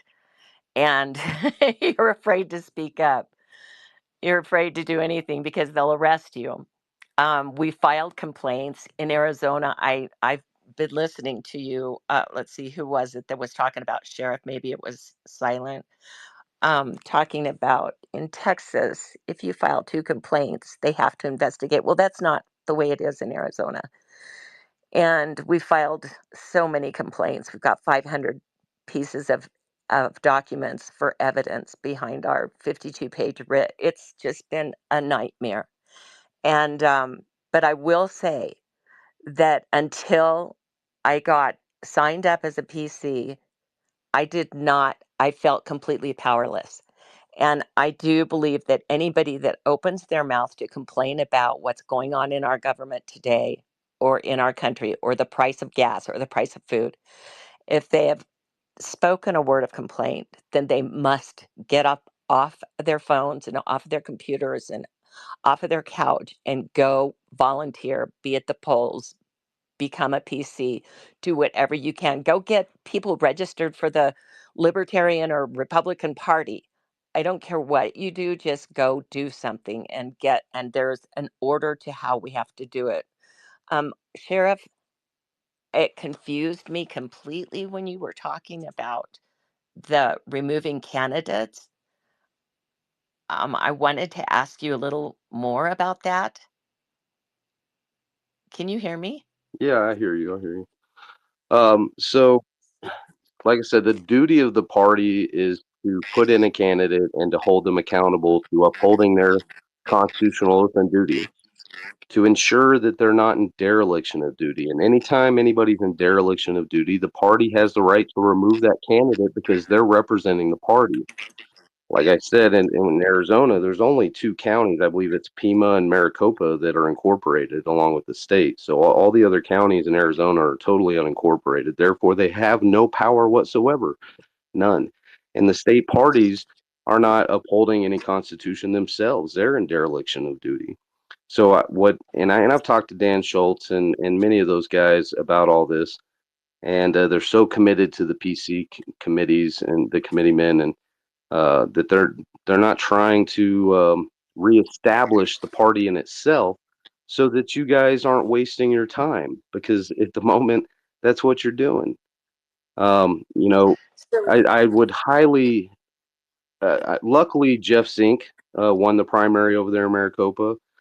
Definitely, I hope you guys are working with Jeff because he's amazing and he knows his shit. Um, I'm up in Navajo County. okay. Well, then your grassroots county needs to go incorporate the party as Navajo Republican Party Inc. and have articles of incorporation that specify exactly what your duty, what your function is. And your function is to hold your candidates accountable to the Constitution, the Bill of Rights, and the Declaration of Independence, and to the Arizona Constitution. And if they're not doing that, then they have the right to be removed. You can place the complaints then against those elected officials in your county or in your district, and you can have them removed without going through any sort of election board or through the Secretary of State or through anybody. That's the whole. So when you say go incorporate your county, so I as just a citizen can go and file articles of incorporation for my county when there's a county attorney Absolutely.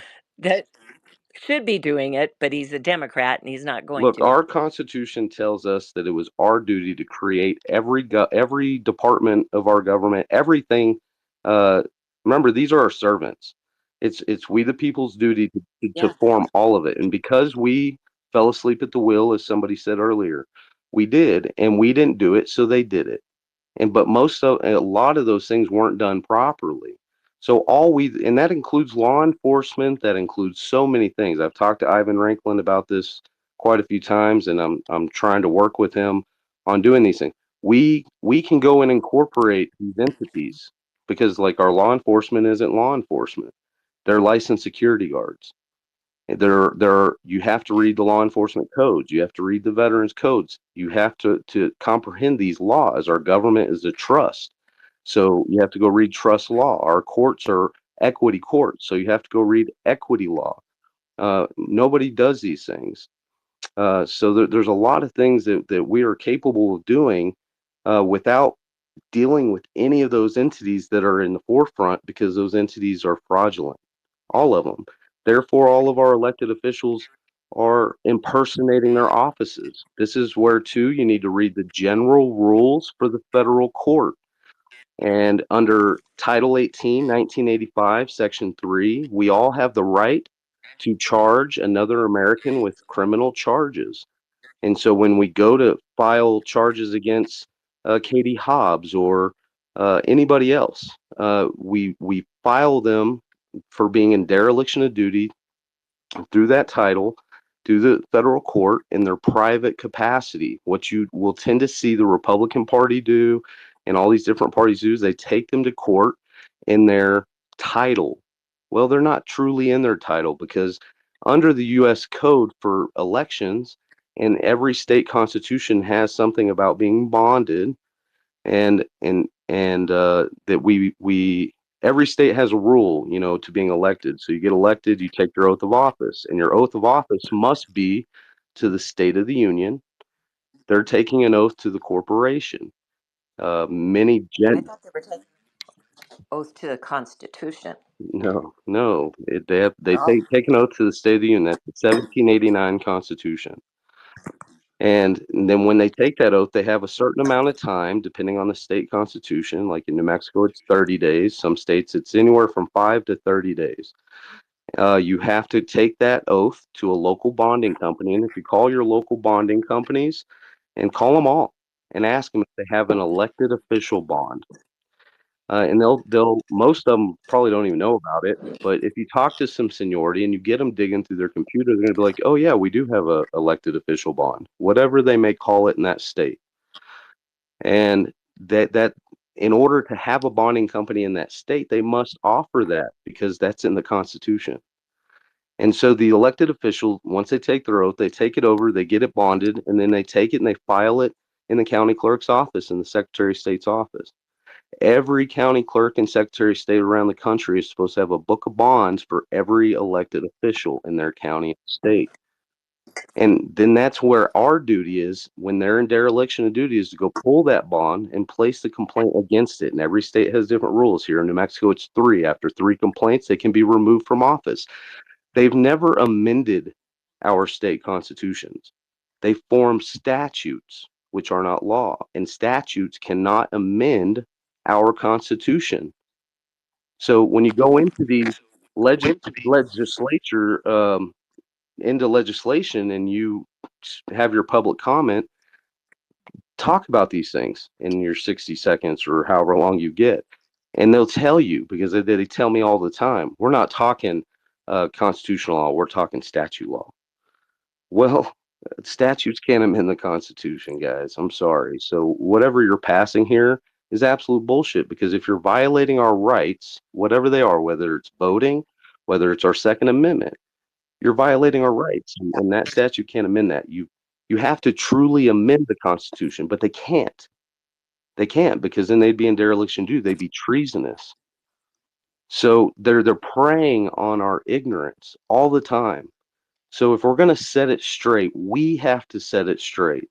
You have to go incorporate Navajo County with your fellow grassroots Republican group, and put Mhm. that function in the Articles of Incorporation. Now you're in charge in that county for those candidates, for those elected officials. Even if it's county commissioners or the city councilors, it doesn't matter. But nowhere in the country Would is this being done.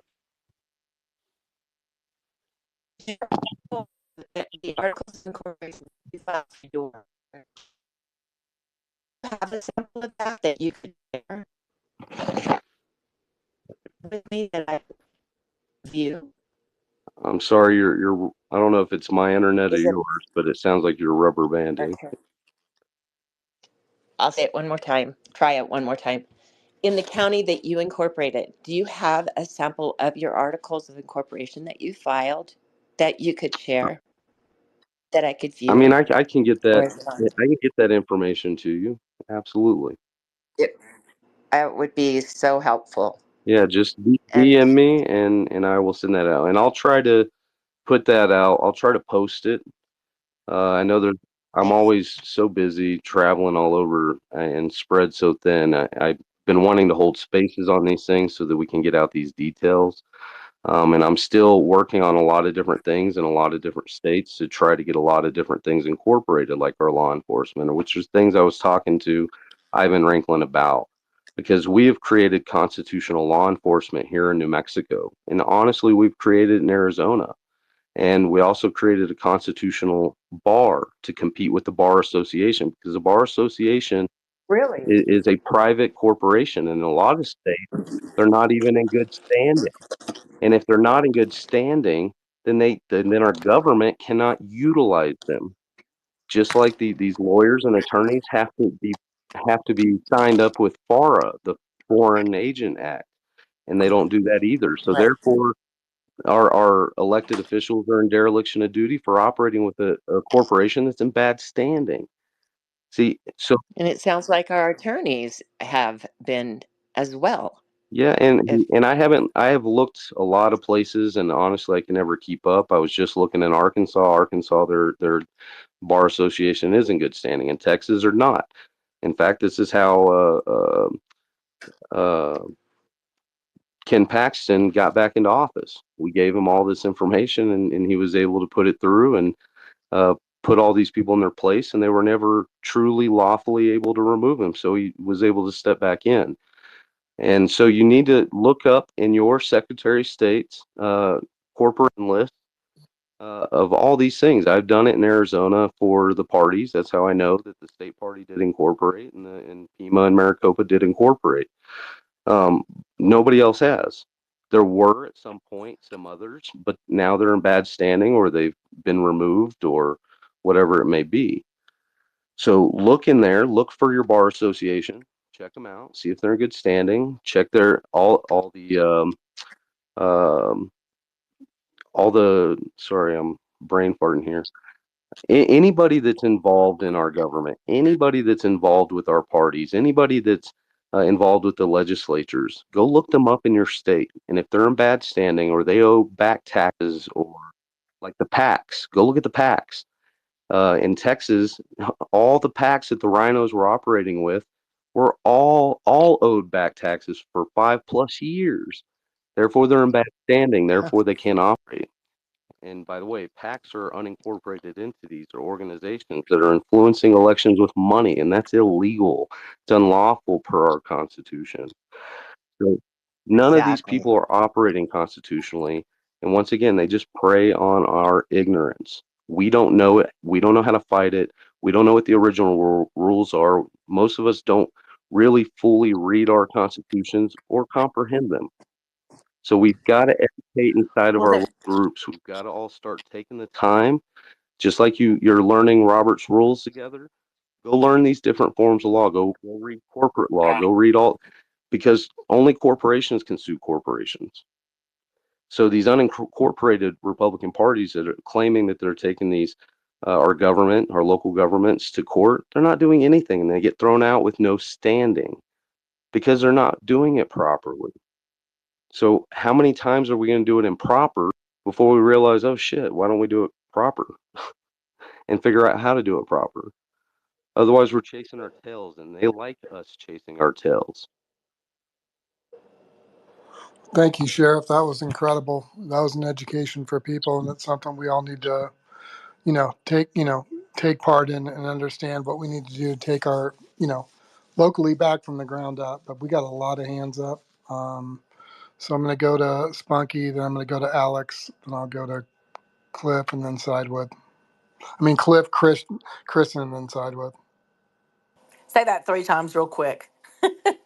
Thank you so much. Listen, I just wanted to give a shout out to Kimmy, to Trump Frog, to Stellar. Make sure you guys are following them and give the space another quote it out, tweet it out, share the space out to get more people in here. Such a great conversation. I have to teach early in the morning, so I'm headed out, but I just wanted to thank everyone and also just remind you, if you are in a sanctuary city, make sure that you stay on top of that. Make sure that you are making your presence known and letting people in your area know that you are watching what they're doing, because rumor has it, and they've done it before, that they're going to try to let all these illegals vote.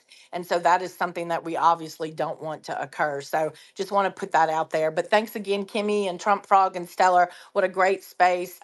So cool to have Ivan in here earlier. God bless you all. Enjoy the rest of your evening, or now I think it's Wednesday morning, so, or Tuesday morning, but nonetheless, y'all have a good one, and I will see you when you see ya. Have a good night, everybody.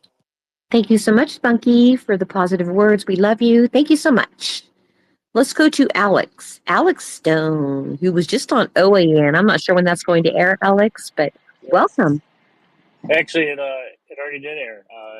It aired earlier, 7:30 Oh, Central Time, 5:30 oh, I didn't know that. Pacific. So Darn I it. mean, Okay. I it's on just found Rumble. out this It's on evening. Rumble, so you'll be able to find it there. Okay.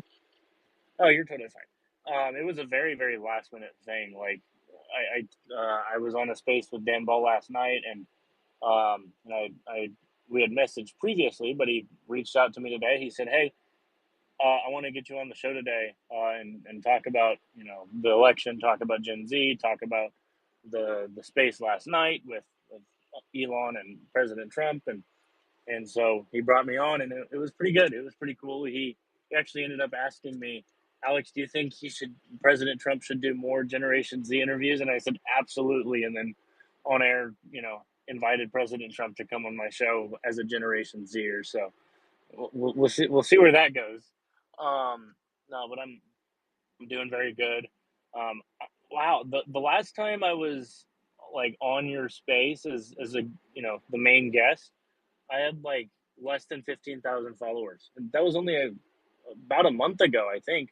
And now I'm at nearly 45,000.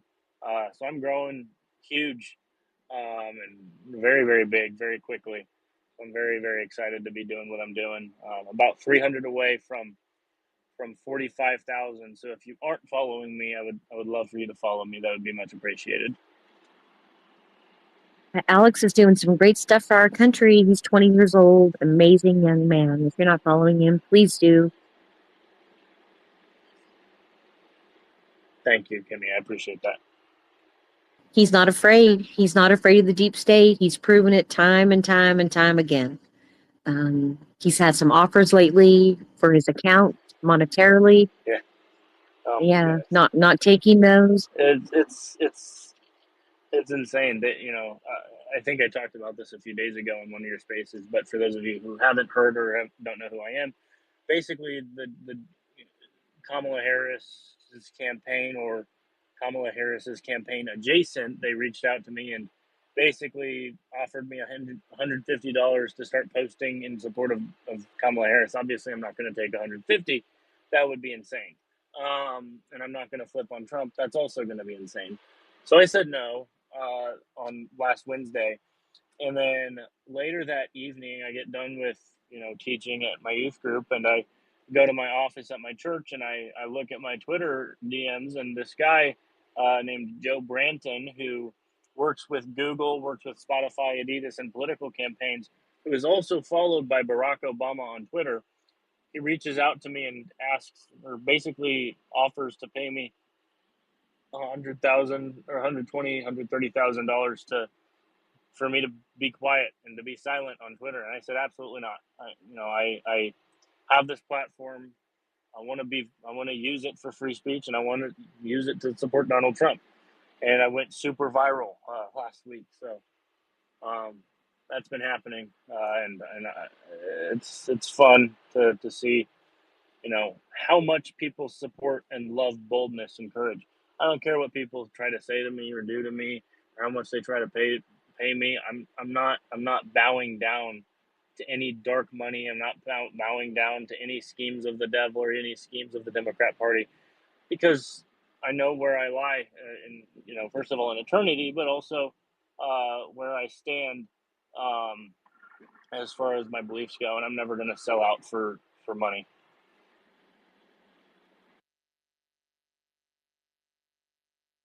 Well, keep doing what you're doing, bro. You're doing good work, and you got to be the voice crying in the wilderness. Kind of Absolutely. like the Bible Absolutely. verse. I believe it's John 23, 123. The voice in the wilderness I crying believe to so. make the way straight for the Lord. We got to do that with this election. Amen. You're exactly right. You're exactly right. So I'm glad to be here, and I'm half joking when I say this. I'm a bachelor, so if any of you have a daughter, let me know. Like I said, it's Twinder every time you come on here. I'm not actually being serious. I'm not. I Well, know. maybe I'm I am. joking. I I just don't know. had to say that. Got to make it But light. also, if any of you happen to have an extra $130,000, that would be nice. But that's also a joke. I don't care. So, all right, you can move on to the next person. Thanks, bro. I appreciate you very much. Appreciate you guys. Kristen, go right ahead, and then we'll go to Cliff. Yeah, sorry. I was Joan still on? I wasn't sure if there was other people ahead of me. I just didn't want to intrude, but She's not. I got you. She's not. okay, cool. She super great person. So I'm just getting really frustrated and I don't know what to do. I currently possess my ballot from Maricopa County, November 8th, 2022, and it has hidden extra votes pre-printed into it before it was given to me. And no matter who I tell or what I do, it doesn't seem to matter. It doesn't seem like the truth is getting through to people. The news organizations haven't told the truth. The lawyers haven't told the truth. Like nobody's listening to the truth. And I'm just so stuck because I'm literally holding a physical paper ballot with hidden extra votes pre-printed into it. Even Maricopa County, Garrett Archer doesn't disagree. We're showing the evidence. We're showing the elections procedure manual. We're showing exactly how the votes are being happening. The experts agree. Maricopa County pushes back very slightly, and still nobody cares. Well, I feel your pain, and I do think they care. You're holding on to a piece of evidence based on a crime that happened. And, that's the reason to get people involved and do what you got to do locally. But I truly believe in my heart of hearts that accountability will come, but that doesn't mean that you give up fighting for trying to make it happen, right? So, Well, I've I've been at the next step since January, and literally people are just burying me because I don't know how many people in this room have heard this truth, but probably not a lot. And no matter what I'm doing, it's just not getting through. I've now located Eric Speckin. For 2 years, they told me, hey, we're looking for an expert. We're looking for an expert.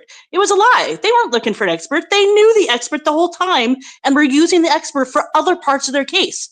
At no point in time did they say, like, hey, Kristen, just swing on by and we'll just like see if we can slip you in and he can just take a little peek. Like, I've been offering this now for 2 years and they're ignoring every piece of it. So I found Eric Speckin. I'm trying my best to fundraise. As soon as I can afford to pay him his ballot exam fee, we can have it at least confirmed. I don't know what to do. I'm so stuck and it doesn't seem like it makes sense. So in 2023, I'm going through the laws and I'm watching and documenting and even reported to the Attorney General office in Arizona that they've broken 16655 and not counting the votes. That doesn't seem to matter. Like nothing we do seems to matter. Nothing we do seems to matter. Nothing's changing. And then if you look at what just took place, once again, Maricopa County comes down today with Arizona GOP, where they've made all these backdoor handshake deals, where now they're just going to promise they're going to follow the rules this time. It's insanity. Okay, I just want to say that Silent does have a song for us. If we could please let him play his song, that would be awesome. Hey, Sheriff, this is for you, brother.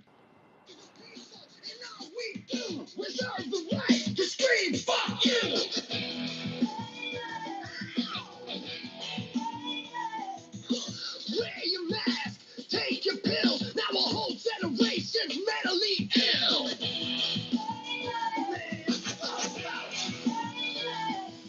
The COVID's near, it's coming to town. We gotta act quick, shut our borders down. Joe Biden does, the media embraces. Big Doc does it, and they call them racist. We the people.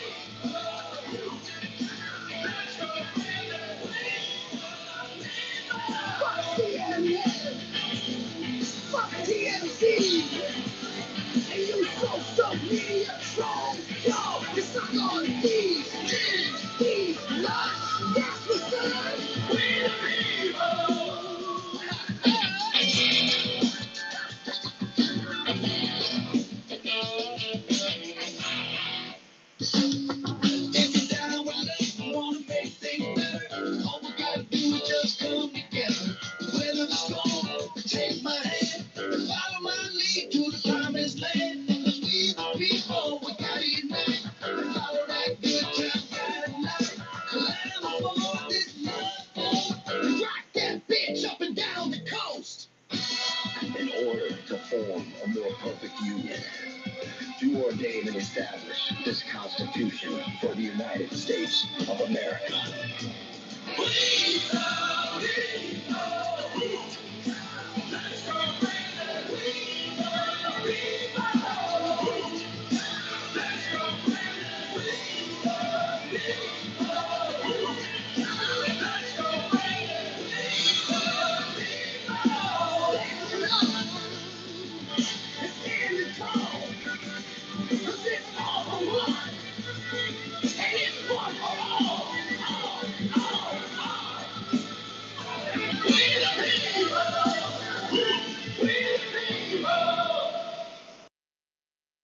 Oh, thank you so much, Silent. We love that little music break. Thank you so much for playing that for us. Greatly appreciate you. You're welcome. We are gonna be You're ending the welcome. space in about 20 minutes. We're gonna go to a few more hands. Let's go to Cliff and then Side. Go ahead. Okay. Hey group, how you doing? Alex, don't know if you're still here. If you are, stay firm, focused, and grounded, buddy. Everything's okay. Sheriff, you said something about incorporation. The precinct that I work at, which I'm the clerk at for the voting precinct, is incorporated. Where can I find out what the incorporating will allow me to do?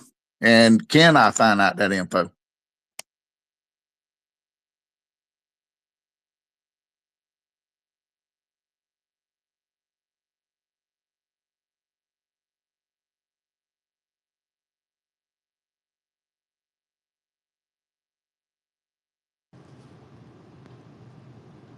Did it just go dead?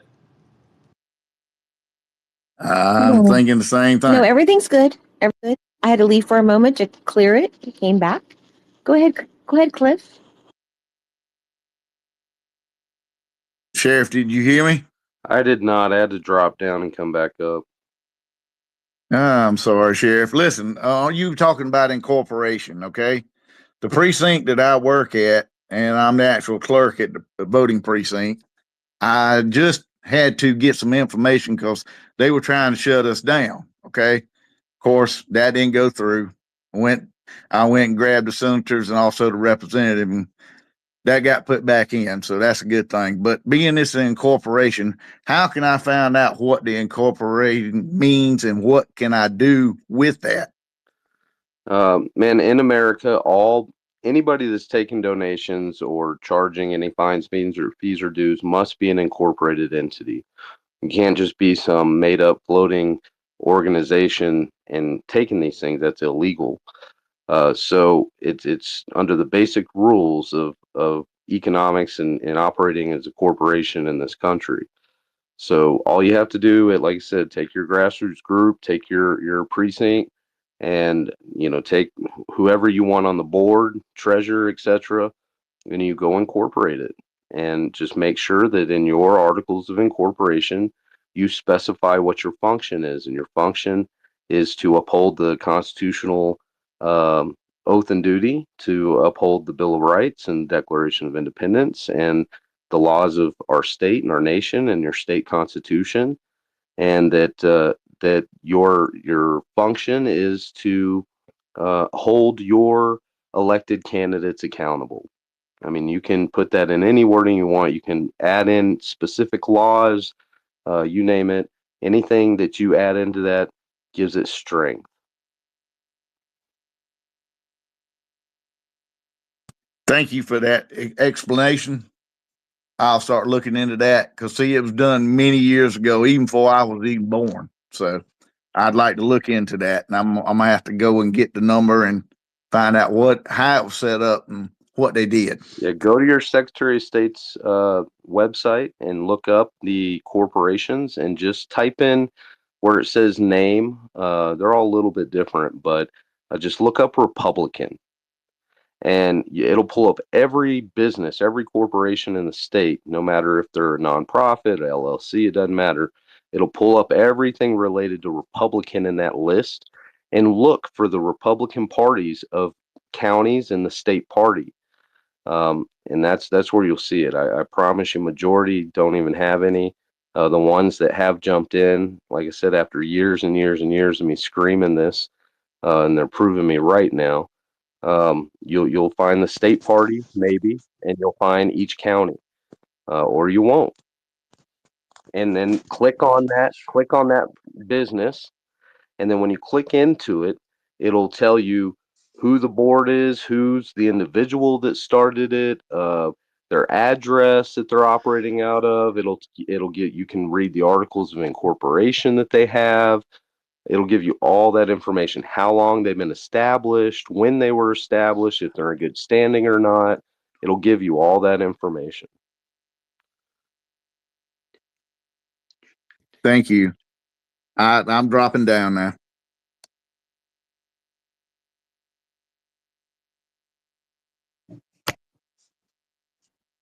Is it Shane or is it I, I think sideways? I don't know which is it's next. sideways. Go ahead, sideways. Oh, okay. This is just a matter of curiosity. I'm wondering if Sheriff, how many of the amendments do you think were actually ratified correctly after the 10th Amendment? 0. Thank you. That would be my guess as well. I'll leave it right there. I'm done. Yeah, all by design to slowly steal our country from us and create laws that benefited only them.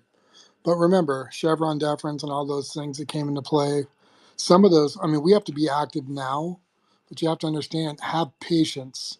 If we do our job and you execute the play for anyone who likes sports, and you run the drill and you take it back locally and you get out and you get active to get Donald Trump elected, you will see the DEA, the Department of Education, you'll see the SEC, you'll see these agencies, the IRS, that'll be changed. You know, the Federal Reserve has already rolled into the Treasury. You'll see these things come into fruition because some of that framework has already been done, but it's up to us to fight, fight, fight, like what Trump said, like which was in the Q drop, whether you like Q or not, that was in the drop, and exactly what he said when he got shot. Um, we can take our country back. We got to do the Well, things that sheriff and the everybody Supreme else is Court saying. just the Supreme Court just overthrew Chevron deference, so That's why I that's a brought it win. up. That's why I Yep, brought it up. it's a win for us. It just means that we're going to have to fight it on every level, It's a bigger unfortunately. win than people realize, and it should be motivating. It should tell people, I'm going to get out and I'm going to fight because we are winning. We have to finish the game, right? But we Yep, are winning. The deck has been set for us to win. And some of these things that we've seen, and I don't mean to be so passionate, but some of these things that we've seen, if we fix our backyard, city, county, and state level, and we go and we poll watch and do all the things that we need to do and watch the ballot counts, we are going to win. We just have to keep fighting. It's like a boxer. We're in the 14th round right now. You can't quit the fight now. So no, I couldn't believe that I would ever see that day, but see it I did. So we are making strides. and don't trust your eyes with all this fake support. um, a lot of For these rallies, a lot Kamala? of people are a lot of yeah, a lot of these people feel really defeated, but you can see they're using actors and they're sending people that are in the actors union and using union employees. They were paying them per diem, as in, if you don't know what per diem is, they give you money and Yeah, food to travel, but they're also paying their travel expense. So if anyone ever watched what happened with Charlottesville, they bust in Antifa and they busted in the fake Nazis on the same buses. So believe me, but we're at the end of this movie if we do our job. That's really what it is. Don't let people get you down and say it's over, we're not going to win. I'd be very leery of those people. Listen to people yeah. like Silent and Stellar and Sheriff and people like me that are the voice in the wilderness screaming, it's time now. It's time now. Just like the movie Patriot, grab your fucking flag and run and fight like a dog to make it happen. Because if you don't stand up now and if all people are doing is crying in spaces, then you should sit it out because the time is now. If we don't stand up now, it's never going to happen. It's never been more right for us to win either. I truly mean that, regardless of what the picture that social media paints of, oh, there's this big support. I'm fighting with a friend about that right now. And I'm like, it's not as big as you think. Don't be such a Debbie Downer. Nobody likes a Debbie Downer. You just gotta encourage people to get active. And people are passionate. Just make sure you get out and vote on election day. Make sure you go watch. We've got to do our job, but if we do, we win. Just run the fucking play. This goes on as long as we allow it, and to be active is just Amen. one part of it. The education is the other. God's children perish for lack of knowledge and vision, and you can't have vision without knowledge. And there's every form of law we've got to learn as a group, as a community. Every form, every code we have to know. We have to read it. Our veterans need to read the Veterans Code. We need to Yep. read the Lieber Code. We need to read the preamble of our Constitution that gives us every bit of power in this country. We are to be held accountable. We are, not them. They're tyrants. They're criminals. We are to be held accountable. It is our duty. And I always looked at the Constitution as the barrier of keeping them, to remind them of what their rules are, of what they're not supposed to do to us. So, the fact that we don't really seem to know or understand our Constitution is a big problem. And the Constitution was written to keep the powers at bay, not to infringe on us. So we have to remember And that. remember, That's a great point. 99.9% of those selected officials do not know any of these things either. They listen to attorneys. They ask attorneys give them the answer. They've never read these forms of law. They've never read the codes. They don't even know the Constitution. That's a fact. And the Constitution, which democracy is not in the Bill of the Rights or the Constitution. So never let someone say democracy because that's garbage. And that's Drives a me fact because nuts. we helped Shane Mecklin with the Restrict Act in Minnesota. And he said himself, these people don't know shit. They have their lawyers and their senior executive service staff people create these things and they are encouraged to sign it.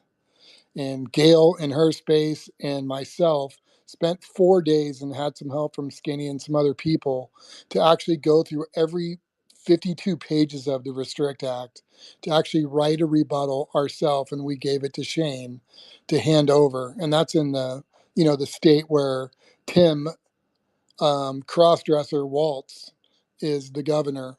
Um, Walls, excuse me.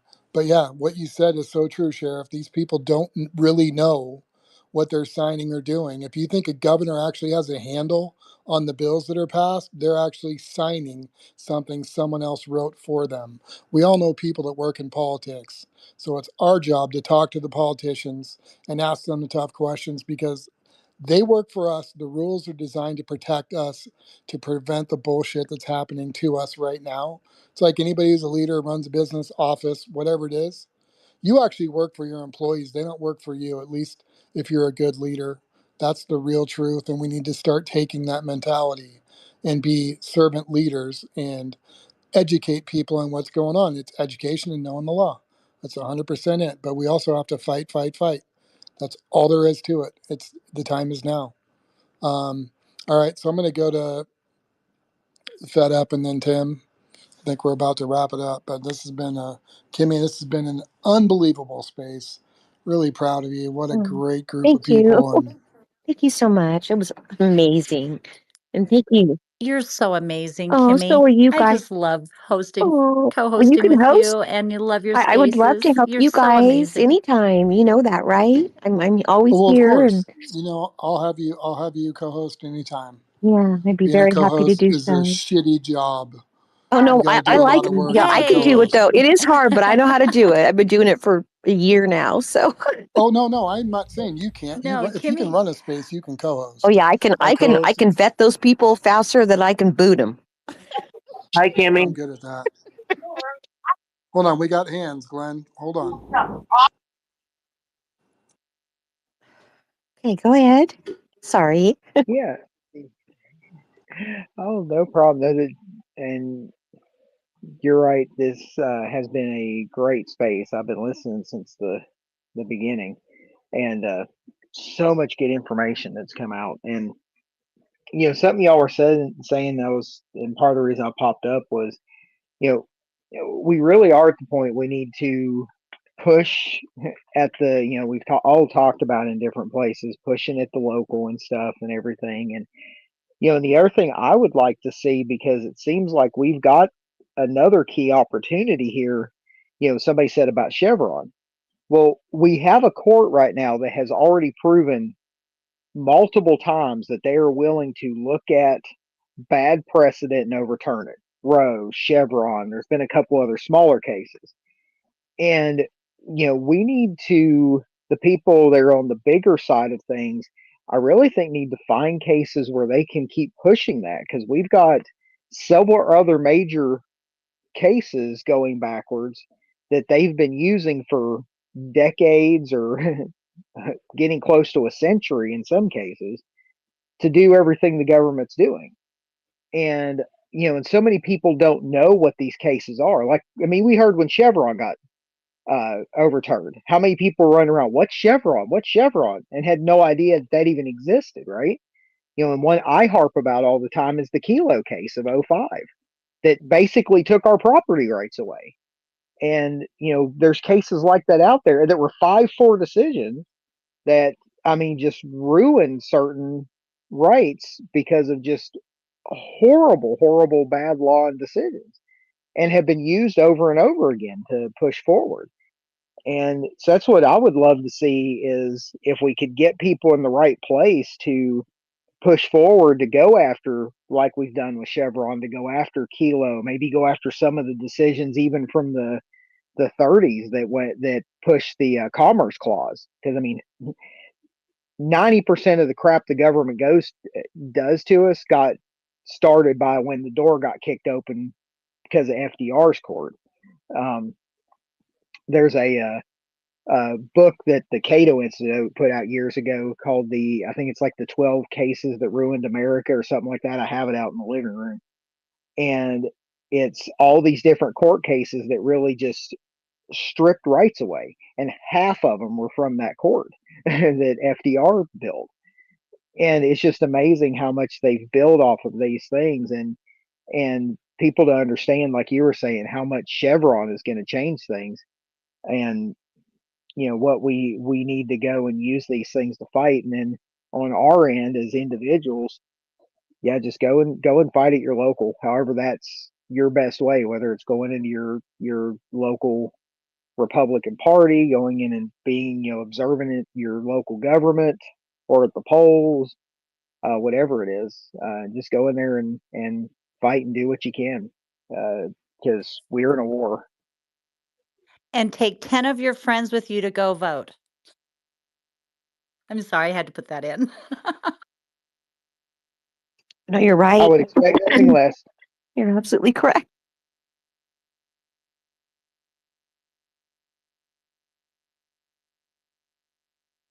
I think that Ninja Report was next, and then Timothy, and then Shane. And I think that that will be all that we were taking. Is that what you were saying, Kimmy?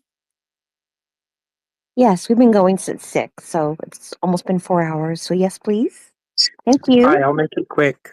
My name's Kat. I've been studying, for most of my life. I was classically trained in a bunch of things. And one of the things that I was really interested in was law from early on. So I have a lot of books to get, and it's an honor to meet you all. And I will talk soon, and I will pass it to the next person. Thank you so much. Oh, okay. All right. Timothy, go ahead. Well, I would just like to say that I I joined the space and you guys were talking about like precinct chair and getting involved locally and everything, and this summer has been the first time that I've really started getting involved, like really getting involved locally, and I actually closer to the second part of the summer started making phone calls here in Texas to see if people are registered to vote, and and honestly, like it's really been good to hear you speak silent. Hear you talk about your precinct chair being precinct chair, and it was good doing the podcast with you and and I've always been I'm actually majoring in political science, and I actually wanted to get involved in politics because like I know that the government, like things that go on in our country, I see it and it's like I don't like what's going on and I want to do something about it, and I so that's why I'm going. That's why I want to get involved in, and you guys um really inspire me a lot, especially Silent Majority, and I really enjoyed doing the podcast with you, Silent, and hopefully I can get some of you guys on and talk about what you guys are doing. It's been really good, so thank you. Thank you, Timothy. We love you. Let's go to Shane, last hand for tonight. Thank you. Go ahead, Shane. Yeah, thank you. Yeah, I got some few things I can add here. First of all, Congress declares Bible the Word of God. Public Law 97-280, 96 Stat 1211, October 4th, 1982. Executive Order 6100 of September 22nd, 1990. The law of Moses overrides any man-made law. And then the definition of lawyer in Black's Law, third edition. A person learned in the law. That's very important.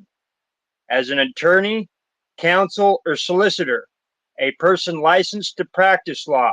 Any person for fee or reward prosecutes or defends causes in courts of record or other judicial tribunals of the United States or of any of the states, or whose business it is to give legal advice in relation to any cause or matter whatever.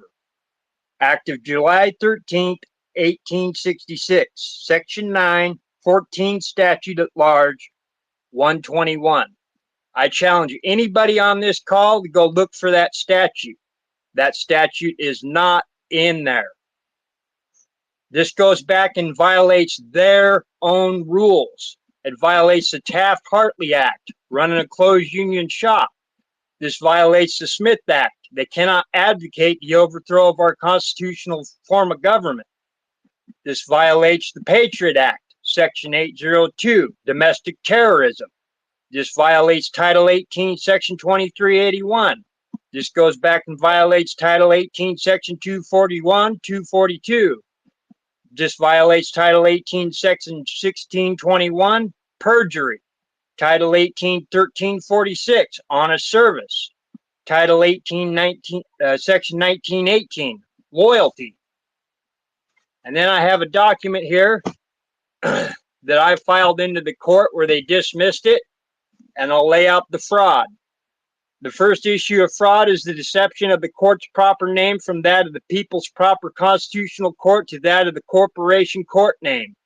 The fact that the sovereign has been denied the use of constitutionally protected rights under the Bill of Rights, and the fact that the sovereign has been denied the use of this state's and federal statutory laws, and denial of the use of acts of Congress, and that this action is a direct violation of the Clearfield Trust Doctrine.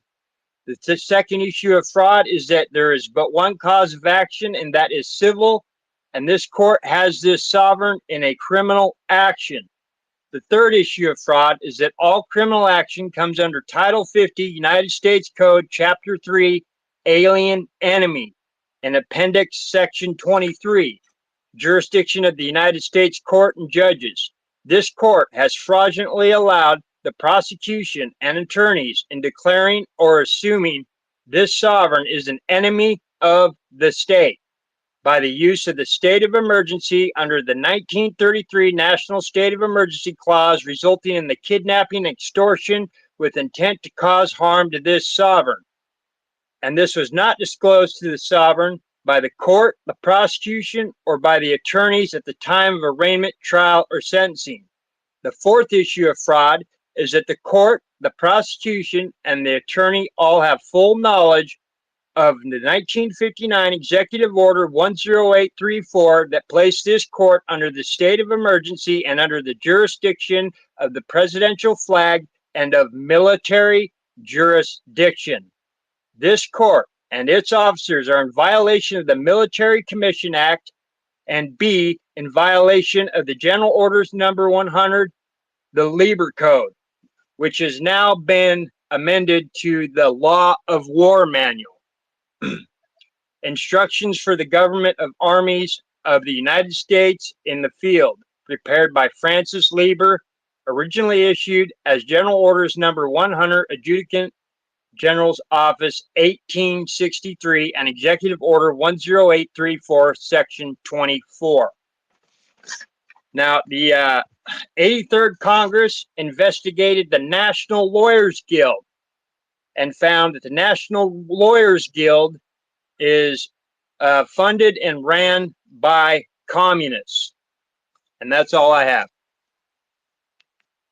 Okay, thank you so much, Shane. Very informative information. Go ahead, Stellar.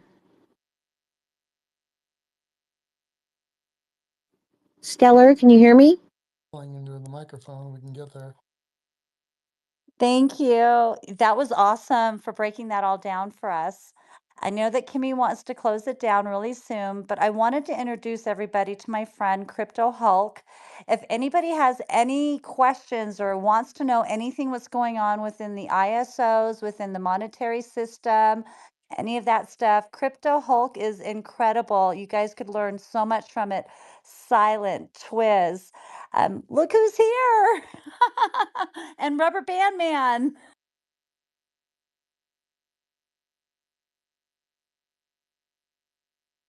Hi, Crypto Hulk. Do you want to say hi to everybody?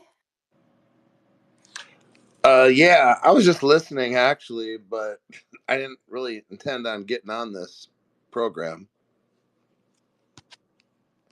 I just wanted to introduce you because you have so much good information, whether it's on YouTube, because I've been following you for years, as well as on Twitter here, or X, or whatever this place is called now.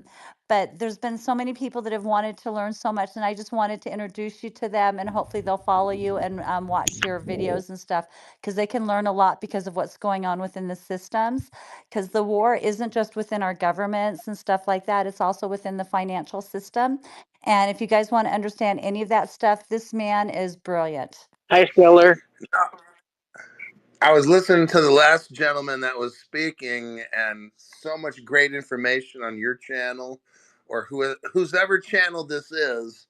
I'm very impressed. Miss Kimmy, the beautiful host up there on the far left. She's gorgeous. Miss Kimmy, this channel's fucking amazing. So, Oh, thank you, Crypto. I just started following you. Thank you. I I don't just see wanted to Frog. Do you see listen. Trumpy Frog? I don't see Golf.